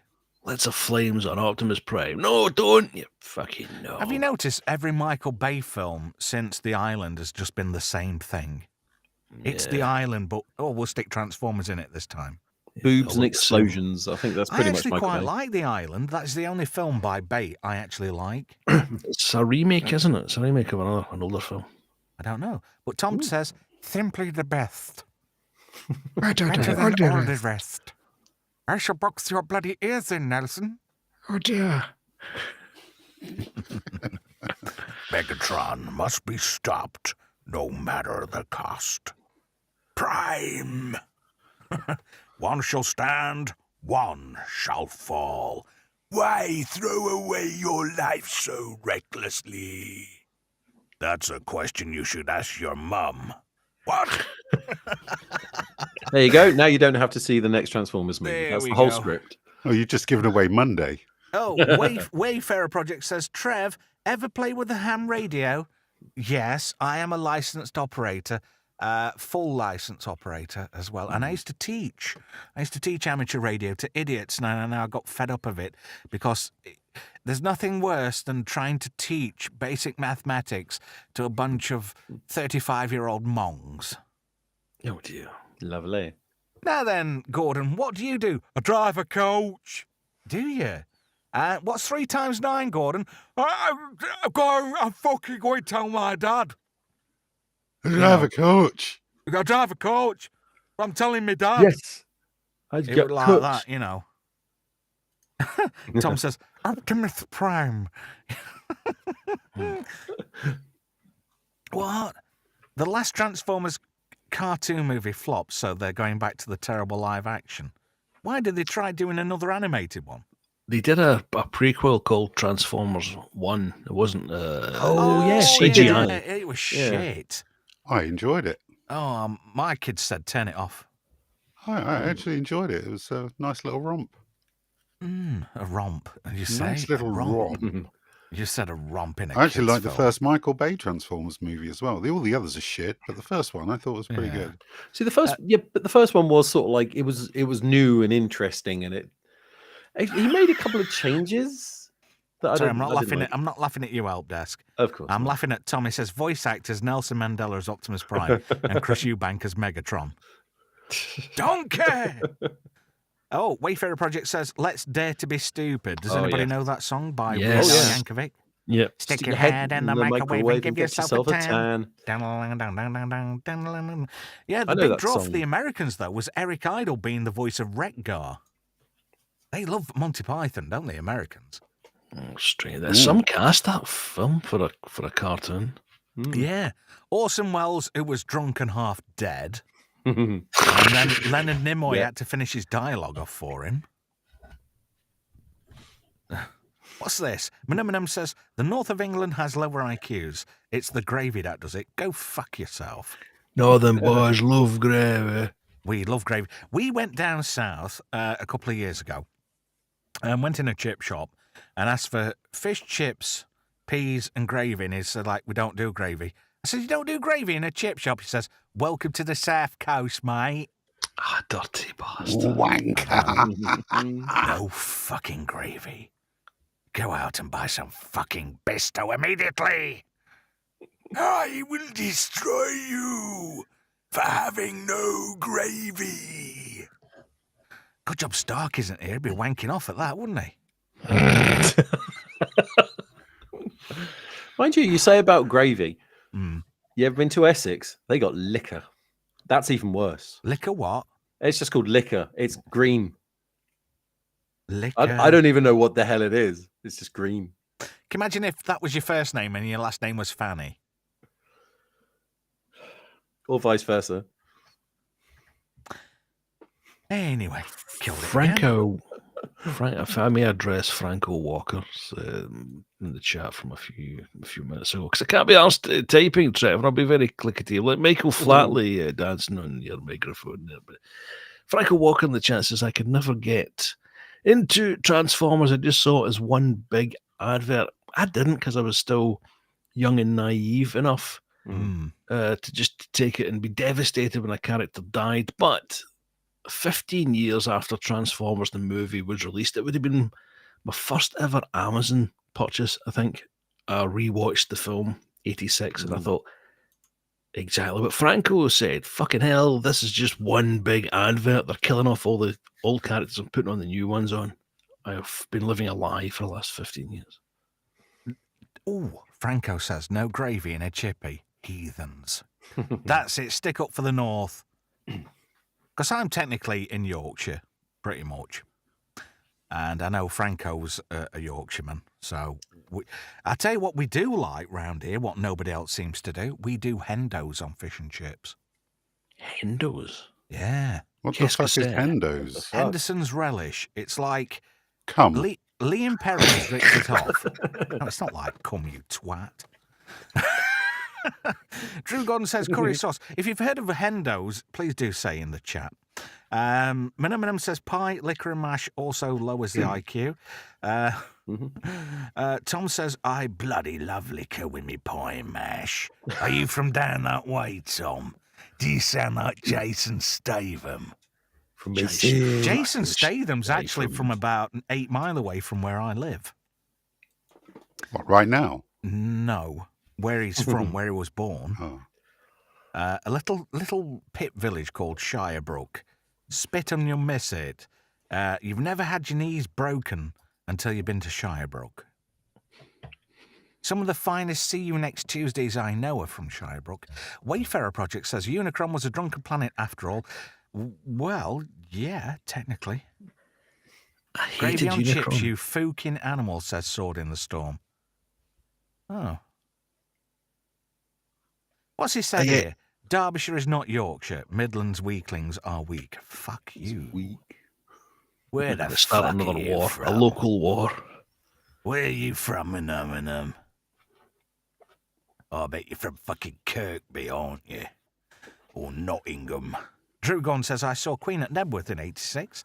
I saw the body of a murder victim afterwards. Actually stepped over him on the way to the exit. One lone policewoman guarding the body with a plastic bag over his face. As you do. As you do. My God. Atom Gray says, everything's 8 miles away. It's a flipping island. Well. True. Bloody Americans. They're coming over here with the terrible patches. Just because it's 154 miles to the nearest fucking petrol station. Bully for you. Next to be having a go at a bloody chief. I know. Left or right, dead body, she said. So I hopped straight over. Drew Gordon, you really do fucking live life to the fullest, don't you? A murder victim at Nebworth. Wow. Back in the day. I know. Sure it weren't somebody Aussie had his way with. I fucking knobbed him, mate. Fucking Sharon! Oh, God, he's like a living retard. I hate to say that word, but... Oh, dear. Did anybody ever watch that god-awful show? Oh, my goodness. Which one? What? The Osbournes. Yeah.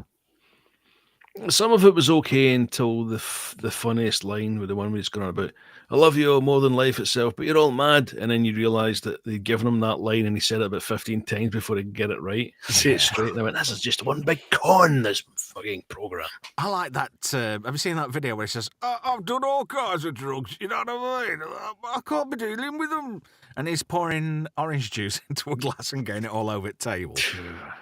I can't stand that fucking... Sharon knows power on them. Oh, can't fucking stand it. I hated that show. You've Yeah. never seen more scripted bullshit in all your life. Yeah. I just had to go look it up. Nebworth Park, August the 9th, 1986. A last epic show with chaos. A 20-year-old lost his life after being stabbed in the crowd. A fan climbed a lightning tower to get a better view, but fell on someone who was none too pleased and subsequently stabbed him. As you do. Did you have a good weekend? Yeah, I just stabbed some twat. Oh, okay. It fell on me head. He were climbing up a pylon, dopey twat. Someone got stabbed by bikers at the Queen gig. They were all grouped together behind the big speaker. My brother and myself were stood a little in front of them. Wow. Well, good job you didn't get poked by somebody's sword. Moving on. It's 3 for 3 for stream killing tonight. Do I get a pot knacker, Brian? Do I deserve one yet? Straight to bin pot knacker coming your way, Trevor. I'll go for the Selby grill steak. Pot knacker. Now with 30% real meat. It's never fucking meat in it. What are you on about? Oh, Melv's here. Hello, Melv. Hey. I remember the victim's name, same name as my brother. Slowly, madly, deeply. Ooh, too soon. That's I don't know. I don't know what to fucking say to that. To be honest, Melv, you've done me. Melv just doxed himself. It was. Welcome to self-doxing on the Friday Night Fubar channel with Melvin Deeply Melvin. I dox myself, but nobody gives a shit. Who's from Lanarkshire? Lanarkshire? Who's from Lanarkshire? The guy got stabbed. Oh. Ah. Bloody Lanarkshire. So I think Sordy, you're from Lanarkshire. You're not Sword in Storm. He's a Lanarkshire lad, you know. Is he? I think so. If I'm wrong, I'm going to get. Do you know, Melv is much loved, and I appreciated him coming on my stream the other night. It was good of him. He was representing Scotland, and he'd got shitloads of facts about filming locations and whatnot for Highlander. Hey, oh, Melvin Deeply. He says he's not really here. Bullshit. We know you're here. He is. You are here. Don't lie, it's Melvin. Don't lie. So, we're all safer now. Ninja swords have been banned. Yeah, like ninjas don't have other weapons. Oh, do you know, a good ninja doesn't need a weapon. Yeah, exactly. Kill with his bare hands. I thought they were already banned. Oh no, Sordy's from Dundee. Of course he's from Dundee, because I was there a couple of years ago at the old Dundee. I was once spat in the face in Dundee, believe it or not, on a football match. That was nice. Really? Someone gobbed at a car and drove on. It was the middle of a crowd. Thousands of people, and it happened to land on me. Little 17-year-old me. Bastards. Anyway. Oh, well, it's probably dead Moving now. on. Oh, I think anyone that's going to take a ninja sword into the street doesn't give a flying fuck whether they're banned or not. Yeah. I don't know. Remember ITV cut a little scene from a Bruce Lee film because of nunchucks? They didn't have the nunchucks on the TV. Remember that little snippet where all he does is take them and put them on his neck and sit in his bum? And that was There was a legend. You've just reminded me there, just moving slightly on for a second. There was a certain lad around these parts, and we used to call him Ninja Bry, and he thought he was a ninja, and he was going out with a girl, and he did something rather rum with a set of nunchucks, and his nickname in the village was Nunchuck-a-fucker. Oh, lovely. And I'll never forget that for as long as I live. But they've never been a fan of nunchucks over here, are they? I mean, they nerfed Donatello in Ninja Turtles, which they had to rename to Hero Turtles. Hero Turtles weren't allowed ninjas, because ninjas apparently, not on. What if kids grew up and want to be ninjas? That would be the greatest fucking thing ever. Amazing, yeah. Hey, I know why they did it. What if there were some people who were dyslexic? Mm-hmm. Oh, no. And they didn't want to grow up to be something else? No, you're going to have to explain that one.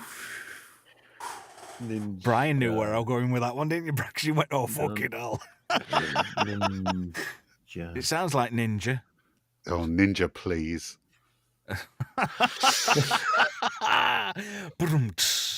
Thank you very much.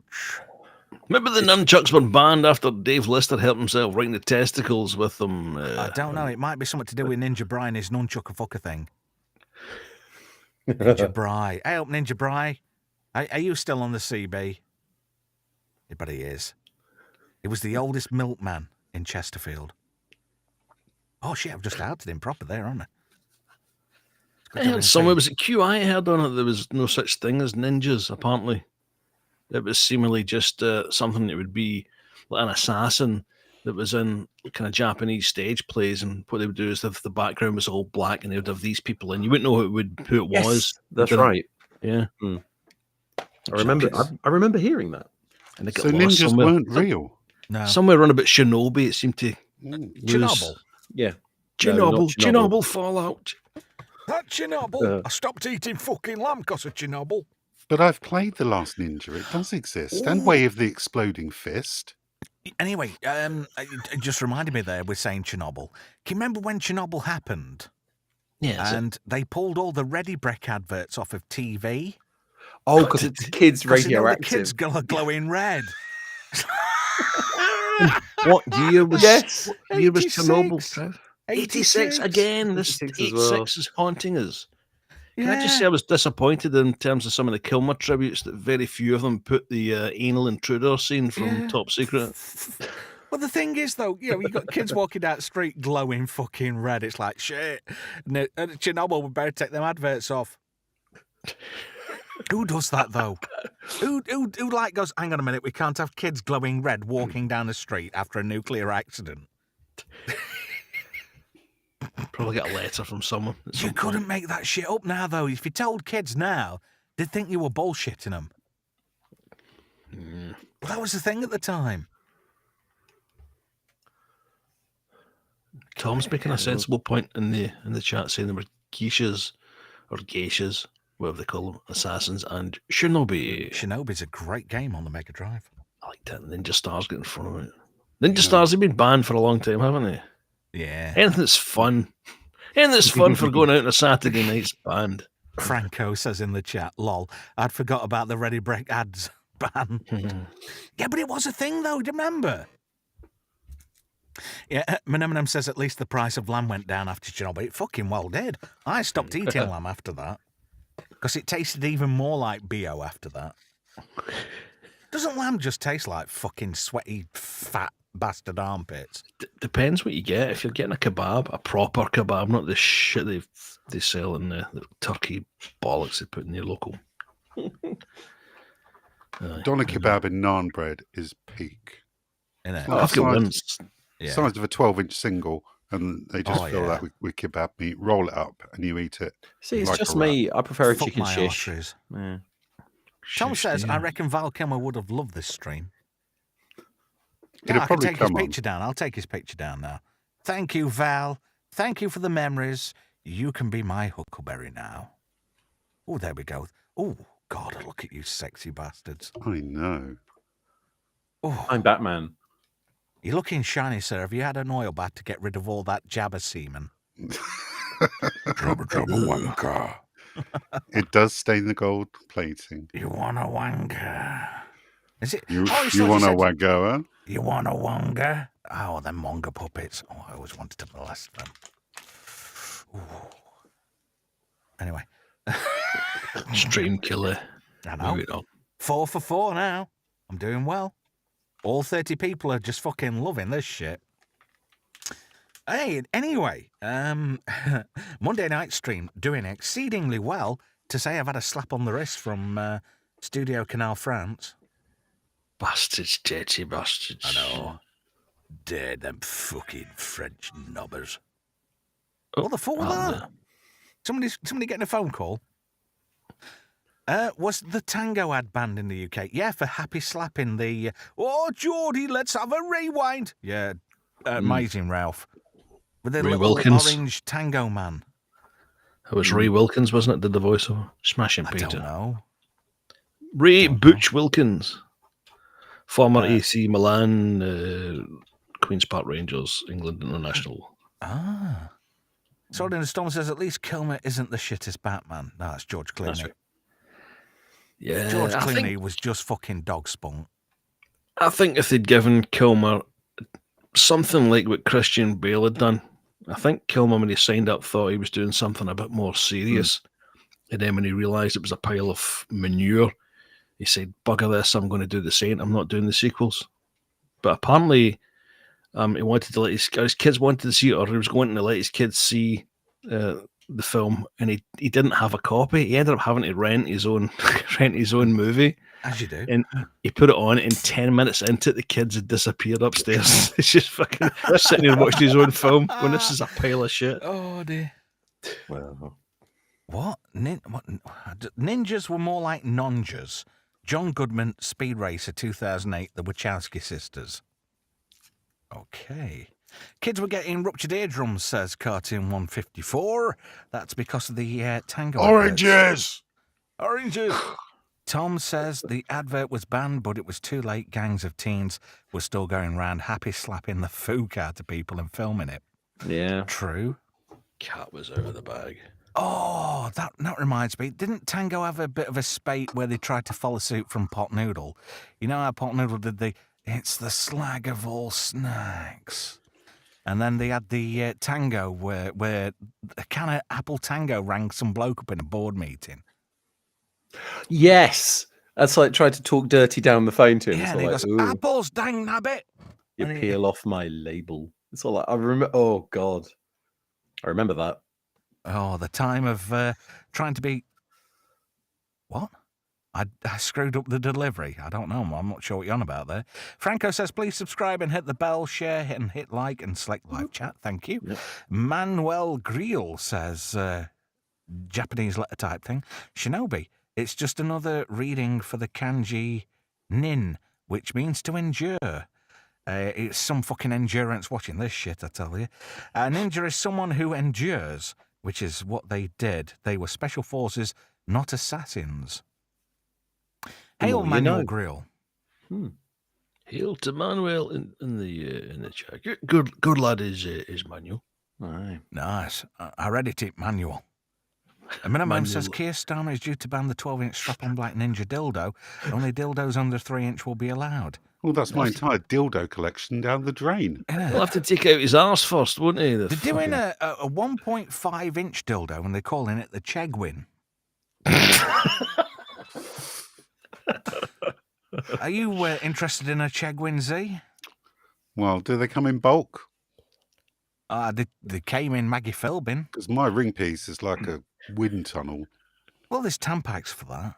You could throw your kit bag down, it wouldn't touch the sides. Well, if you're having trouble, you could always wrap cotton wool round a fucking rolling pin.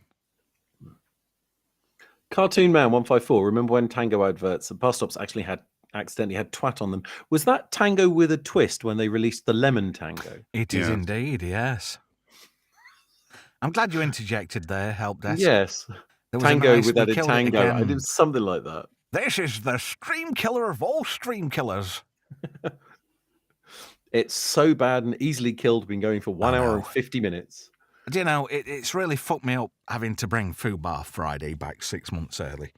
Just because of people being mardy. But this is what you've got to do to maintain a status quo, even though no fucker has rights to any day of the week on the internet. There's only 7 days and there's millions of channels doing live streams. And people like have said to before, share at some point. I am but a tiny amoeba. A tiny, tiny, tiny amoeba in a great big sea of talent. Well, you got 500 subscribers now, so yeah. How about now? Guns.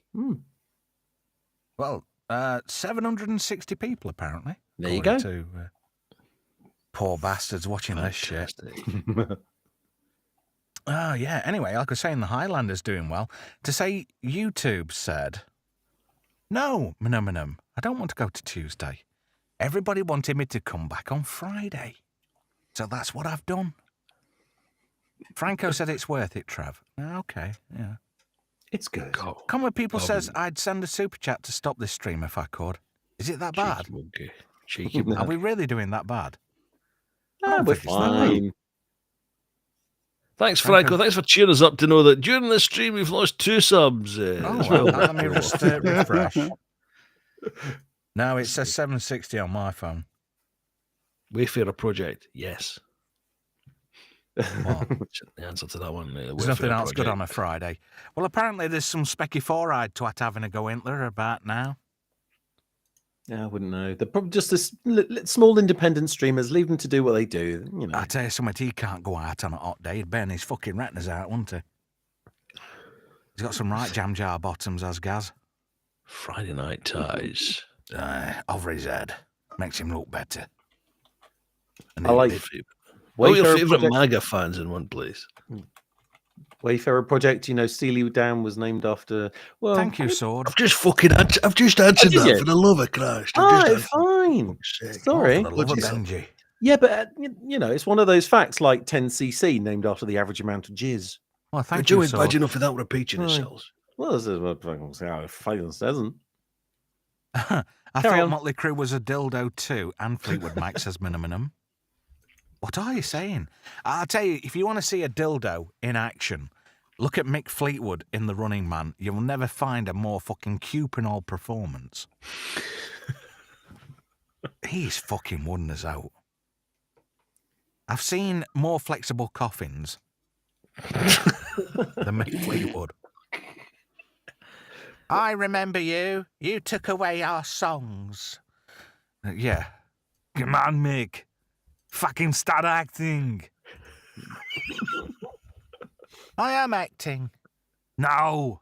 Stick to playing fucking... What is it if you play the fucking recorder? Because it's got to be better than what you're fucking doing here. Awful. Carl Voigtlander says, I remember back when Trev had 510 subs. I remember when a certain twat nozzle said, don't let the dizzy nights of 138 subs go to your head, Trev. Yeah. You comedy gold you are. Ain't you?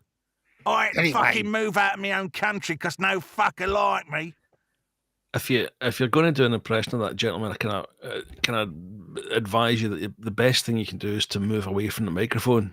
Oh, sorry. So you get an effect something similar to this. Everywhere you meet, the story turn at you.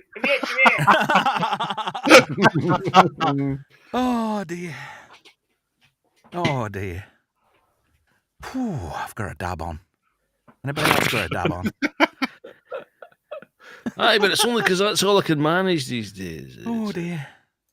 That's it now. I'm fucking having him. I'm having him. Who are you talking to, Pete? Am I talking to myself? I'm schizophrenic. The only person that'll fucking talk to me is myself. Is that right? Yeah. Nice one. Yeah.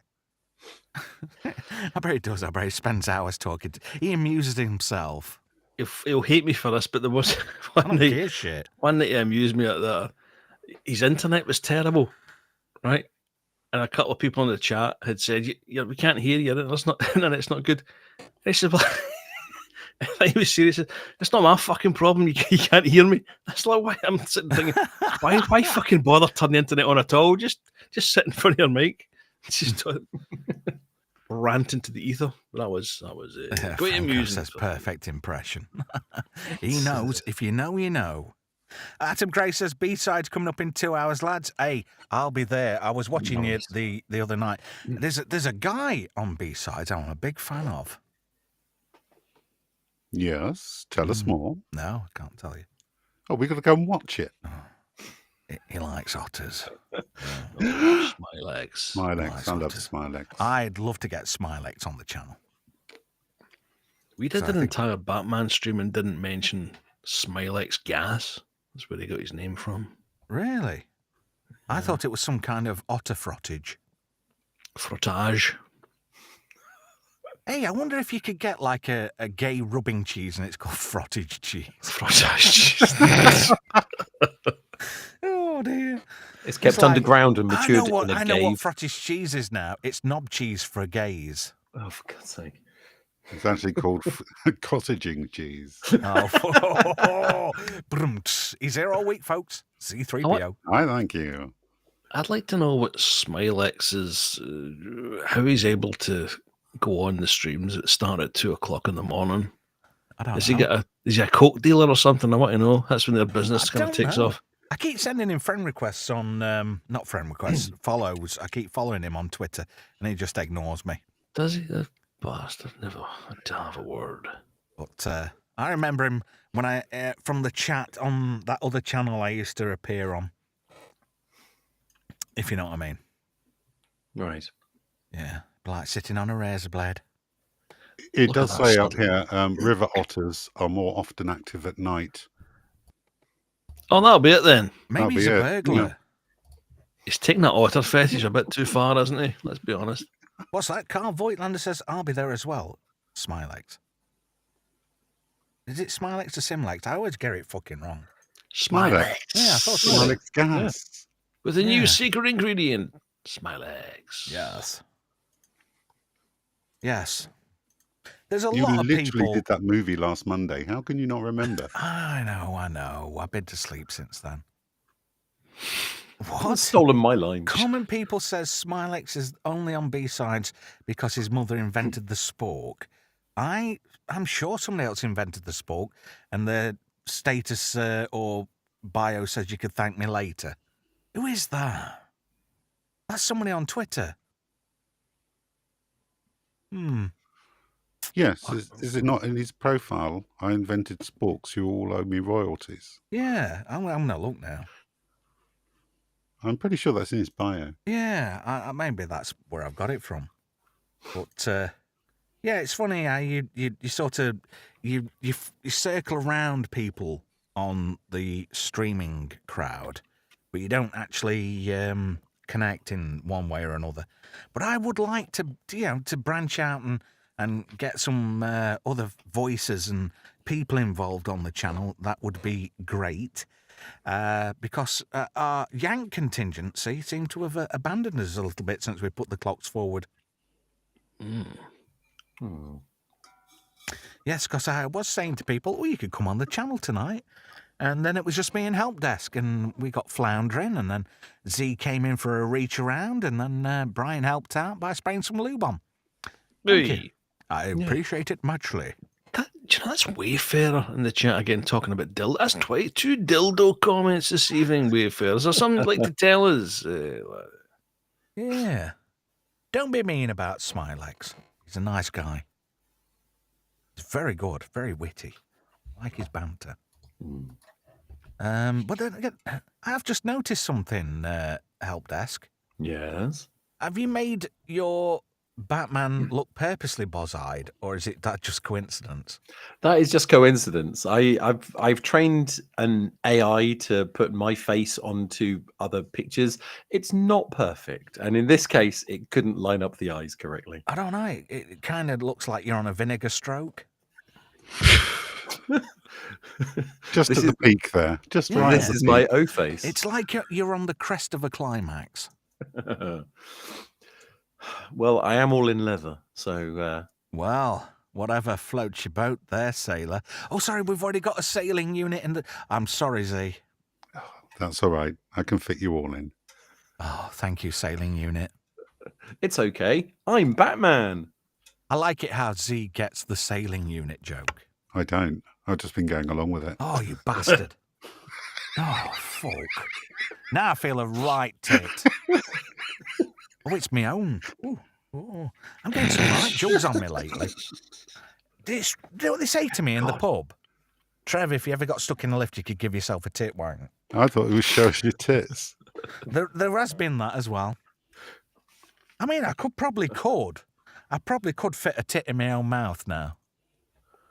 Oh, God. Well, thanks for that image. I'm going to have to bleach my eyes now. No, I can't. I know.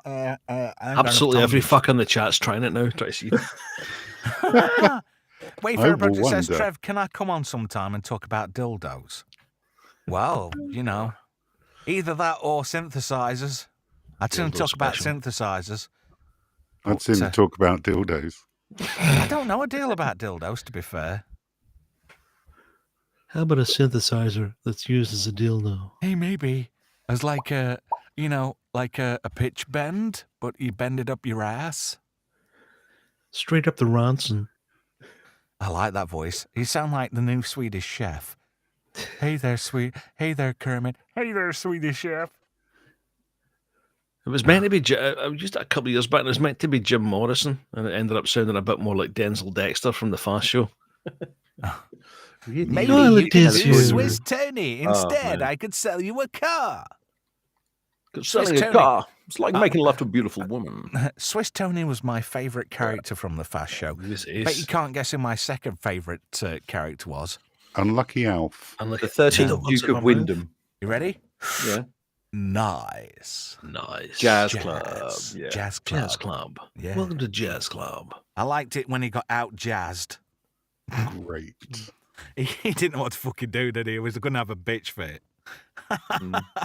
John Thompson as Jazz Club. Yeah. Have you seen the stage show, the live show they did? No. I had that on VHS. Fucking brilliant. A long time ago. It was brilliant. He plays the angry guy. It says if it was rubbish. And it's a theatre, fucking theatre, rubbish, absolute rubbish. What we did now, lads, we were farting. proper fucking entertainment. And it's just puts a little part in line. Hate the theatre, not that I've ever been. Welcome to Lead Balloons on the... Atom Gray says in the chat, at this age, edging is as far as it goes. Nice. Don't say that. Don't say that. I can't even edge. I don't like you two. That's a depressing thing about getting older. Yeah, it is, isn't it? The mind is willing, but the body is lacking. Yeah, so some of that for you, Which is a bit of a shame. The last time I saw me cock, England won a fucking football match. True is that. Franco, forgot about that TV series. Thank you for reminding me. Swiss Tony got his own TV spin-off series. Yeah, but it was crap. It was crap there. Yeah. Dave Angel, Eco Warrior, says Tom. Hey, competitive dad. I liked him as a character in the Fast Show. Yeah. I know somebody who's just like that. Not me. My brother. He's like that with his kids. All right then, kids. It's Jenga. Speed Jenga. He starts getting fucking speed Jenga. What the fuck is speed Jenga? Oh, God. It's like you got 7 seconds to remove a brick. Franco, that was right. He did. Swiss Tony did get his own spin-off series. I remember that. I just said that. Yeah, it was crap. Sorry, I drifted off in the when I made an arse of myself there. It's like making it's all right. love We each to get a one. beautiful woman. Yeah. Swiss Tony. Jumps goalposts, 2 boys, small in the Oh, park. I was Yeah. Ron Rolling Manager. Roll with the ball of dog poo, getting a friend to head it. Oh, Julio marvellous. Giorgio. Do you remember him? Scoreboard to sitting on Yeah, a he was dog on on the side, man. At the back in that lake. Oh yes, Italian and ended up at some club like Middlesbrough. It was something ridiculous. No, he was at Newcastle, weren't he? He was supposed to be at Newcastle, it. yeah. So, yeah. Chris Waddle. Like back in the net lake. Scotcho. Yeah. And he kept coming out with Geordie lines. Inky, Yeah. Pinky. Schminky pinky bang bang. Yeah. Oh, weather Scotcho. Channel 9 News, that was it. Mm. The Alcoholic Family, says Franco Walker. They were great as well, weren't they? Remember? I wasn't pissed, Yeah.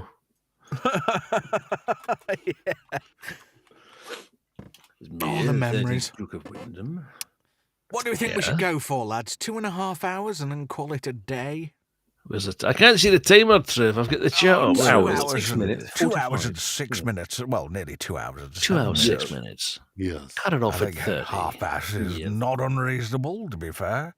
2 hours 30. You Cool. ain't seen me, right? The After thing about the Fast Show Yeah, is it was good. the what You show? could- Fast Show. What's the Fast. fast? What's Fast. fast? Fast Fast. Show. I mean fast show. Fast Fast. Show. Listen, It's I'm from the Fast south. It's the Show. Fast Show. You wonka.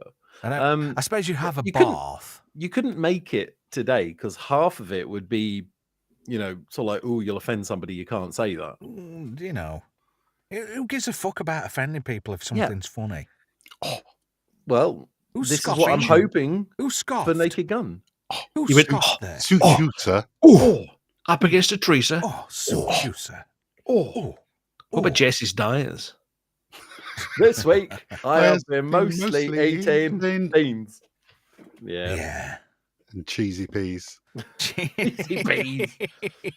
Ever so Yeah. easy, ever so cheesy. Cheesy peas. peas. Yeah. There was guys in my Oh, work dear. who would kept saying that out about cheesy Pete, and there was an older guy who says, "What's this cheesy peas you keep talking about?" It's it's a sensational blend of cheese and peas together, and they kept bumming up. And this guy get his wife to make fucking cheesy peas. Fucking idiot! That was rubbish. Run. Fucking hell. There's always somebody, isn't there, somewhere that's going to do something dopey like that. Yeah. And then they did the posh version, which was more expensive, which was posh cheesy Strawberry peas. flavour. No, posh cheesy Strawberry peas flavour. with pongy cheese. Pongy cheese, yeah. Pongy Definitely a cheesy strawberry peas. flavour. Remember that. There was Franco strawberry. stuck a link in there. Star Trek The Next Generation meets the Fast Show. That should be worth a laugh. Thanks, Franco. That's great. The old chat will go and leave us and go and watch something decent for a change. Thanks so much. Wayfarer Project says the Yamaha Dix 1 is also a good one. where Shut they your mouth, you combined Yamaha's synthesizer FM synthesis technology with anal bummage. Cartoon Man 154 says Johnny Depp did a Suit You Sir sketch in the Fast Show. He did. He did indeed. He did, yeah. He was a big fan of the Fast Show, apparently. He was also a big fan of women who shit in his bed. Well, I don't think he was a fan of them. I think that just kind of happened. I don't know. I mean, you like a girl with spirit, but not one that's going to do a fucking turd under your pillow. Can you imagine getting in bed and like, the fucking bed smells like shit. And then you put your hand under the pillow and you pull out with a fucking chocolate handshake. That must be... Oh, dear. They don't call her Amber Turd for now. What is she doing these days? Do we know where that particular piece of snot landed? No. Bet she's landed on somebody's dick. Somebody with money. They met on while filming The Rum Diary. Hunter S. Thompson's The Rum Diary. And she is absolutely stunning in that. Stunning. And brave. Shame she's radio rental. Oh, you'll be getting cancelled, Z. You'll end up in Dixon's. Wouldn't be the first time I've been surrounded by dicks. Well, road you go in, you'll end up in Rumbelows. I was tearful when Rumbelows went tits up. Were you really? Yes. I was in there when they boarded the fucker up. It could I was kind of peed off with Woolworths because I used to get a lot of Doctor Who action figures from them. Yeah. Really? I used to like the pick and mix.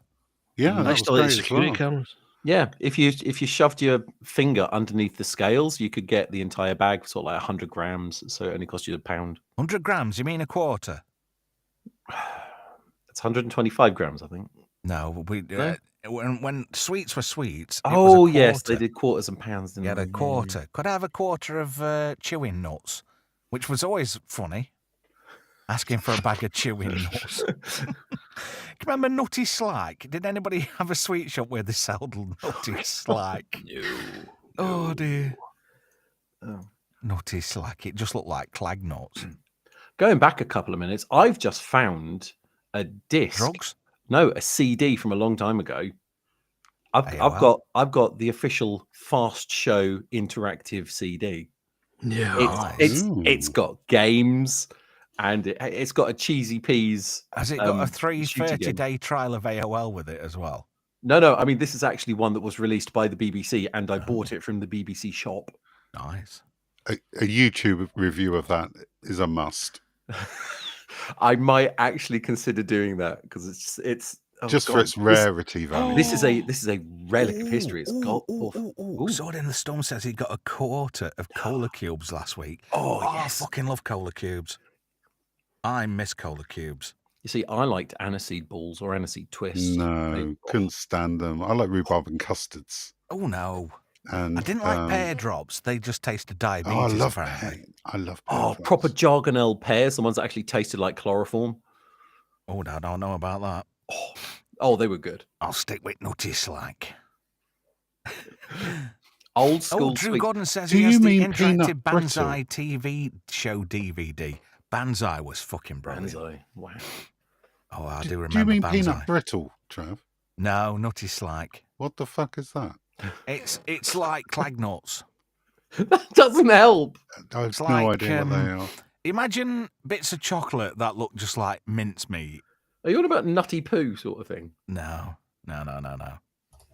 What's this? A question for the panel from Arabella Weir from the Fast Show. One or none? Ooh. Arabella At the time. At the time. None.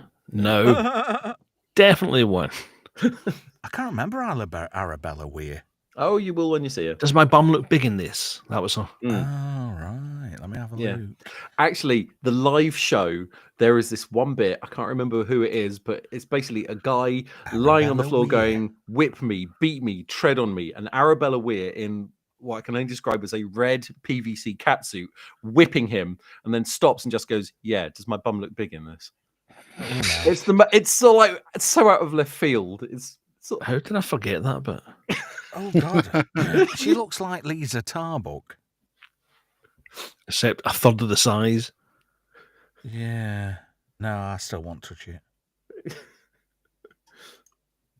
Red, no. shrimp. Oh, we're on the classic. There is actually a shop That's called a pump Mr. and Sim's dump Sweet Shop. situation, I'm afraid.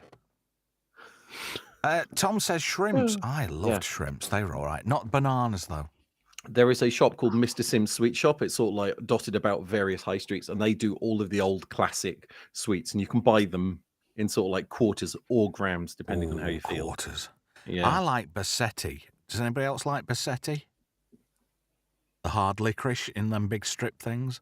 Oh, not a licorice man at all. Oh, no. That shit. I get a box of them every Christmas, 75 in a box. And come New Year, they're fucking gone, and I'm not even supposed to eat licorice because it's bad for people on my type of medication. If it's heart related, you're not supposed to touch it because it can increase your blood pressure. Licorice can it? Yeah. Oh God.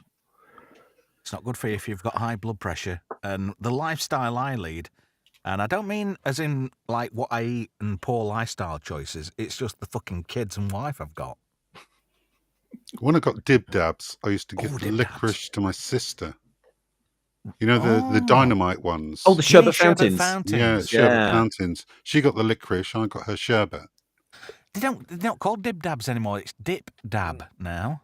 Is that why you're such a fan of nose refreshments now, Z? Ah. I have literally got, within 6 feet of me, I have one of those dib dabs with me I right thought you were now. going to say some cocaine then. Is that with the lolly? Couple of loads of chowley. Yeah, that's the one that I got. Have you been to the ice cream van, Brian? I was down as actually trying to find something decent for the missus for Mother's Day, and I failed miserably, so I went down to Pig and Co and just grabbed a whole lot of old sweeties and things like that. And I wish I'd just kept it for myself, to be quite honest. Oh, well, you can always claim it back. Oh, God, I watched that sketch the other day. I think it was Smack the Pony or Naked Video, something like that. Naked Video, that was shit. I love that. These two kids go up to the ice cream van and he wants to know if he can see your fanny. Chewing the fat. Yeah, that's Chewing the Fat. Was it? Yeah. That's so funny. That Isn't that the show with your pisshead friend in it, Brian? Pisshead friend in it. When was it you or was it Melv? Was in a queue and no, it was me. I can't see that in live. Thing me. Oh well, a person who likes a drink a bit too much. The lady who was showing the fanny, Z. Oh yeah, was this anyway? She was in. She's also the. Oh, yes, I can definitely smell shite. She does that as well. Yeah, my dad knew her, believe it or not, and she was in my local chemist. I couldn't really fucking collapse. I thought it was a junkie. She's really tall, and I just heard someone saying, "Just in for my prescription." I thought it was some mad junkie, so I was kind of looking away in that, and then I went, I recognise that voice, and sure enough, it was Camden Barr. Small world. The more you know. Would you like to know more? No. Nah, she's a freaky bitch. She is. She's a kind of funny. I wonder lady. how her liver is. Pickled, I'd imagine. I bet it's like Larry Hagman's fourth. He had 7 livers in him, didn't he, when he died? Did he? Yeah. Because he just kept burning them out, didn't he? He was pissed all the time. Sword in the Storm has the exact terms of that line. Can I get a switch of your fanny? Exact term. Yeah. I don't know why she's held in such high regard. I didn't particularly find her very funny. Funny, that. Or not. But Franco Walker says, love Naked Video. Oh, that's the show that spawned Rabsy Nesbitt, for fuck's sake. Yes. And welcome to Study Break. Absolutely. That was absolutely. Oh, I used to love Fuck, that show. I don't know my old comedy shows. As you know, points out, Scotland had and still has on occasion some of the best comedy shows in the UK. One of the most underrated comedians or comic actors was a guy called Ricky Fulton, and fucking no one's heard of him. And he is one of the most talented guys I've ever. He did the do you ever seen the I Am Jolly Sordy will know what I'm talking about. The I Am Jolly I sort sketches. of know what you're talking about. Yeah. But it was like Last Call, Late Call used to be called, and it was Last Call. And he had a different selection of kind of ministers and that would do terrible things. One of the funniest is the one where he gets drunk. He doesn't realise it. He's sitting drinking this, I think it's just water, and he gets pissed out his head, and it's absolutely hilarious. The guy's comedic timing is perfect. Absolutely perfect. And no one fucking knows who he is. Hey, just chucking this out there. As a Scotsman, Brian, how funny do you think Limmy is? Oh, I don't particularly like Limmy. Really? As himself, I think there's one character that I absolutely love, and that's Dee Dee. That character on its own is absolutely hilarious. The rest of the stuff I'm not too keen on, and I find him a little bit acerbic for my liking as himself. Like the one he does where he's like pretending to be like a late night phone-in type thing, and he goes, "Greetings, traveller." He's doing that game thing.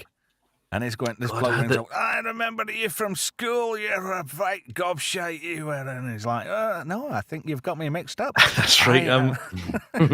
Is it Falconhoof? Is that it? That's it, yeah. Oh, shit. Oh, that's funny as fuck. I kind of missed the Limmy boat because I was living in Oz when his career kind of took off. And then someone, just before I came back, someone sent me a couple of the videos. And the ones that I really loved was Dee Dee. The guy that's a pure stoner and that guy. That was brilliant. I'll go and catch a fucking boss. And I thought, oh, no bother. That is that one, isn't it? Joker. That's the episode is Joker, man. I didn't really have it just boss next to Joker. Yeah. I think the only thing I've watched of Limmy's is the Joggers sketch. And who's in that? Critical Drinker. Yeah. Is he? Yeah. Wow. I must have missed that one. I only know two things that Limmy's been in. One of them, I know he did an EDM rap version of 1 2 Buckle My Shoe, the children's nursery rhyme. But he was also in the IT Crowd as a window cleaner. The more you know. Yeah. Falcon hoof, says common people, yeah. Yeah. Hello there, traveller. I do apologise to you and your fellow countrymen, Brian, for my bad Scottish accent. I actually don't mind it as someone who's had to listen to Hollywood butchering the accent, which there is several Scottish accents in Scotland, clearly. I don't know. I get a free pass because like 55% of my family's Scottish, that's well, I suppose. Yours really isn't bad. There's an awful lot significantly worse accents out there. Attempts at it. Yeah. I dare say there are a few Nigerians writing in just now saying, your accent is nothing like mine. Who do you think you are? And then some people will be confused, perplexed even, that they think I'm doing Nelson Mandela when I'm actually doing Chris Eubank. Chris Eubank. I will box your bloody ears in, Nelson. Oh dear. I will see you in the park at the school. As a pacifist, I am against violence, apart from when it comes to blowing up the white man. Onky. Welcome to Casual Racism on the Casual Racism by White People on YouTube. That'd be a great porn site, wouldn't it? YouTube. No. No. Where you get to make your own porn. This is Debbie from Mansfield. She's 35 stone. She likes watch Derek feed a cake while jizzing on her tits. Is that spray cream or is it his own? Under the category of growlers. Yeah. See, today's youth are spoiled by the amount of filth that's readily available and free. Yeah. See, when these streaming sites, do you remember these horrendous streaming sites when they first started up? There was nothing on them. It was just all guys pulling their plonker, and that was it. There was fucking nothing else going on. Straight away. When it took you a week to download an image of a tit. Yeah. You know something absolutely ridiculous? The reason why we have streaming sites like Netflix and YouTube today is because the porn industry came up with H.264. To stream porn. Porn is the reason why VHS won over Betamax. Really? Yep. Porn is responsible for some very big technological advancements. I was just about to say those exact words. Yeah. I would say that's a load of wank, but It's not. It's really not. Well, apart from the mobile phone, remember they were getting smaller and smaller and smaller, and then all of a sudden, hang on, I can play. You can watch videos porn on on it. my And Windows bigger and bigger Media and bigger. phone, and they all get bigger and bigger from then on. do you know what did it with porn and phones? The clam shell. Clamshell. Clam. I'm here all week. Until they let me out. Until I come out with some decent jokes. Which there's been none of tonight so far. Franco's put a YouTube link in there, and I'm almost scared to click it. What is it? It's probably Mandy from Mansfield, who's 35 stone. Super Santos FG. Franco, you can't just. That would be YouTube's. What? Super. YouTube. It's a user Santos called FG. YouTube. For God's sake. Trev, did you manage to get yourself a bottle of Glenmorangie as I advised? Or I was going to get one, and I saw the price, and I thought I'll have to wait till payday. Oh, I've got a new one right here, right now. My boss said earlier, "Oh yeah, I'll put your money in," and he hasn't. Dirty, but am I allowed a little sound effect here to keep sure. everyone going? Yeah. Wait, Jesus, who's popped your cork? that's a bottle of Glenmorangie. Oh, you bastard! I'm having to make do with Madry. Madry. Yeah, the horrible Spanish swill. Hey, you know, on some channels you're not allowed to trump and not allowed to burp. Yes. Listen to this. Oh no, don't.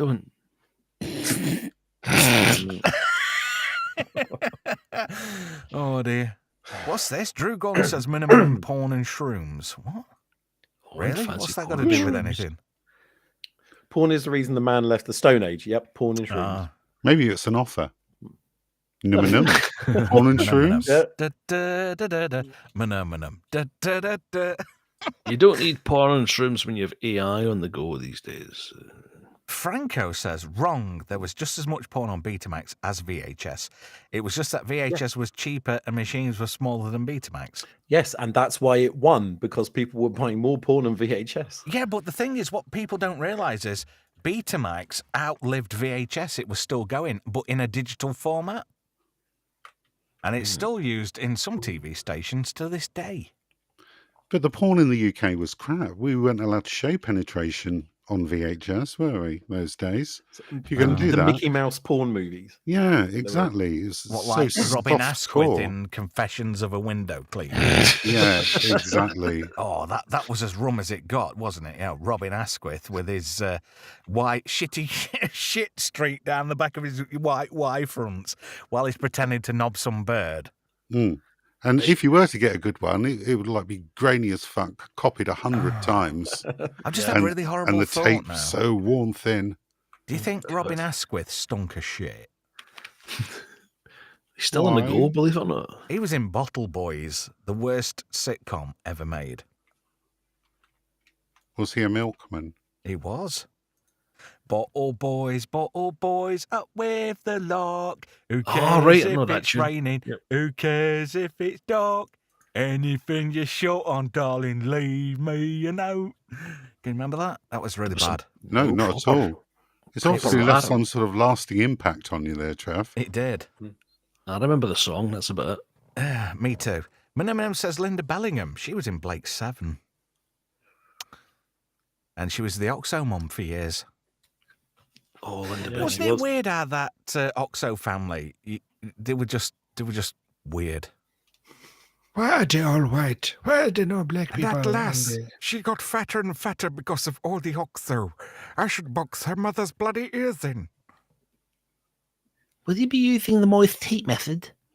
Oh, shut up. I'm glad you said moist there, Brian. I'm very moist. Can't reach a bit moist. I'm like one of Amber Turd's turds. I'm wet. Dear. What's this? Drew Gunn says no hardcore porn in the UK until the late 90s. When did I fucking miss that? And thanks to homemade porn, it got legalised. And thanks to porn getting legalised, they censored all the classic Italian horrors that were cut to F. I don't know what TV station you're watching. Well, in the 90s, when we got like satellite TV, Yeah. Picking up Red Hot Dutch at 2 a.m. I wouldn't know. Well, Sword in the Storm, staying up late for the 10-minute preview. That was cable, and that was Television X. Really? Yeah, at midnight, you'd get 10 minutes, a couple of trailers, and then it would I know just people go who to used to get static. excited watching Babe Station. Sad bastards. Get your subscription here to watch Linda finger her own bumhole. Watch Debbie smother herself in salad cream while Sally licks it off her tuppence. Puts a whole new dimension on a tuna sandwich. There was a TV show on cable that you got for free. It was called Live, but it had an exclamation point, and they showed. It was ridiculous. No, they showed the. They said soft core. It was Mickey Mouse porn. It showed nothing. God. You might got a bit of side boob if you were lucky. It was so ridiculous. I know, but it was so bad, and I can't even describe how bad it was. But it was, as a teenager, you watch it and you go, ugh, and then you realize that it's actually just something to be embarrassed about. I'm just thinking with today's prices, Trev, can you imagine the production costs of using salad cream or a pornographic video? Oh my God. It'd have to be man mayonnaise, wouldn't it, instead now? Man mayonnaise is free. Topless stars. Wayfarer, what's this? Oh, Wayfarer Project says, I'm waiting for the porn industry to come up with the warp drive technology. Then Manuel Grill says, Manuel, I would settle for a fully functioning holodeck. God, if they come out with holodecks, I wouldn't need a wife. I'll tell you what, if the porn industry could invent holodecks, they probably would. Yeah. Wouldn't it just? Yeah. I'm pretty sure they're behind most of the advancements in robotics. Yeah. Yeah, like Japan's working on a fully functioning AI-generated wank machine. Yes. I would not be shocked at that. Did anybody ever see that cartoon strip, Roger Melly, where he was hosting Tomorrow's World? And they had Bob Symes on, and he nicked Roger Melly's wanking machine. Twatted him. You fucker, I invented that. Twat. Fucking hell, Bob Symes. Anybody remember him? No. Oh, he was like that, where he looked like a mad professor type. I've been in my shed, and I've been inventing this week. What's that? Getting Boy Scouts in and getting him to rub your brass. There's a genie in there, Neville. Keep rubbing. It might pop out. It's purple, Mr. Symes. That's right, Neville, it's purple. Is there VR headset porn? Yes. Yes, there is. Yes. And he knows full well there is. You lying bastard. You already know there is. Look, everyone just say yes. Or, as he'd say, bastard. Down south, we don't do gravy. Anybody who don't do gravy's a fucking wrong'un. I went to it's like a TV showcase thing in Cannes called MIPCOM for selling new television shows and everything. And one of the stalls there had these 3D immersion goggles and had a porn scene running on it. Really? But closest I get to that is a fucking immersion heater. But they wouldn't let anybody on it for longer than 30 seconds, assumedly because of the massive erection you'll have walking around the conference centre. Franco says in the chat, Roger was voiced by George Melly. It wasn't. It was by Peter Cook. Ooh. Peter Cook voiced Roger Melly. And Tom, the producer, was voiced by Harry Enfield, doing an old granny voice. That used to make me laugh when I used to ring my wife up years ago, pretend to be Mrs. Shitter. Hello, is that you? I want me dinner. Where's Barry? Oh, I used to get her on phone for ages at work with that. Wasn't impressed, she wasn't. But I thought it was funny. Tom with the name Tom says 30 seconds is enough. I'm not sure what you're on about there. Sorry. 30 seconds. Speaking of which, we've hit 2.5 hours, guys. What would you like to do? Just getting started talking about jetty things. Okay. Yeah, it's funny. You come in, Brian, and we start talking about spunk and wank and tits and fanny. Well, what else better to talk about on a You know tribute what it stream is? to an You actor that's started just with the passed? words naked video. Anybody remember naked video? That's it. It's all gone downhill since then.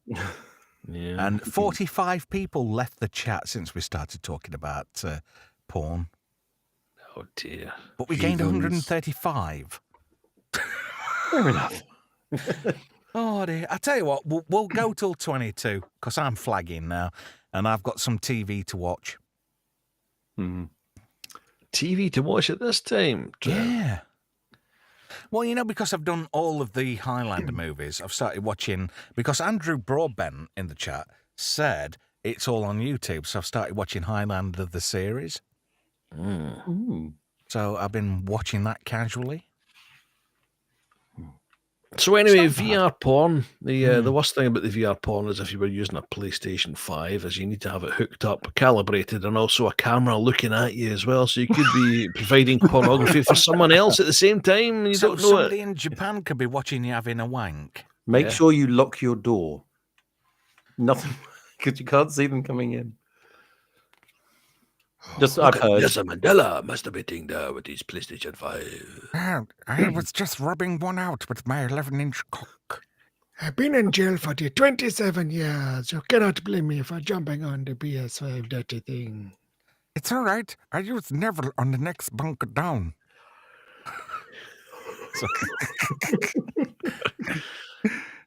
Oh dear. Oh, controversial. You are a very, very dangerous man.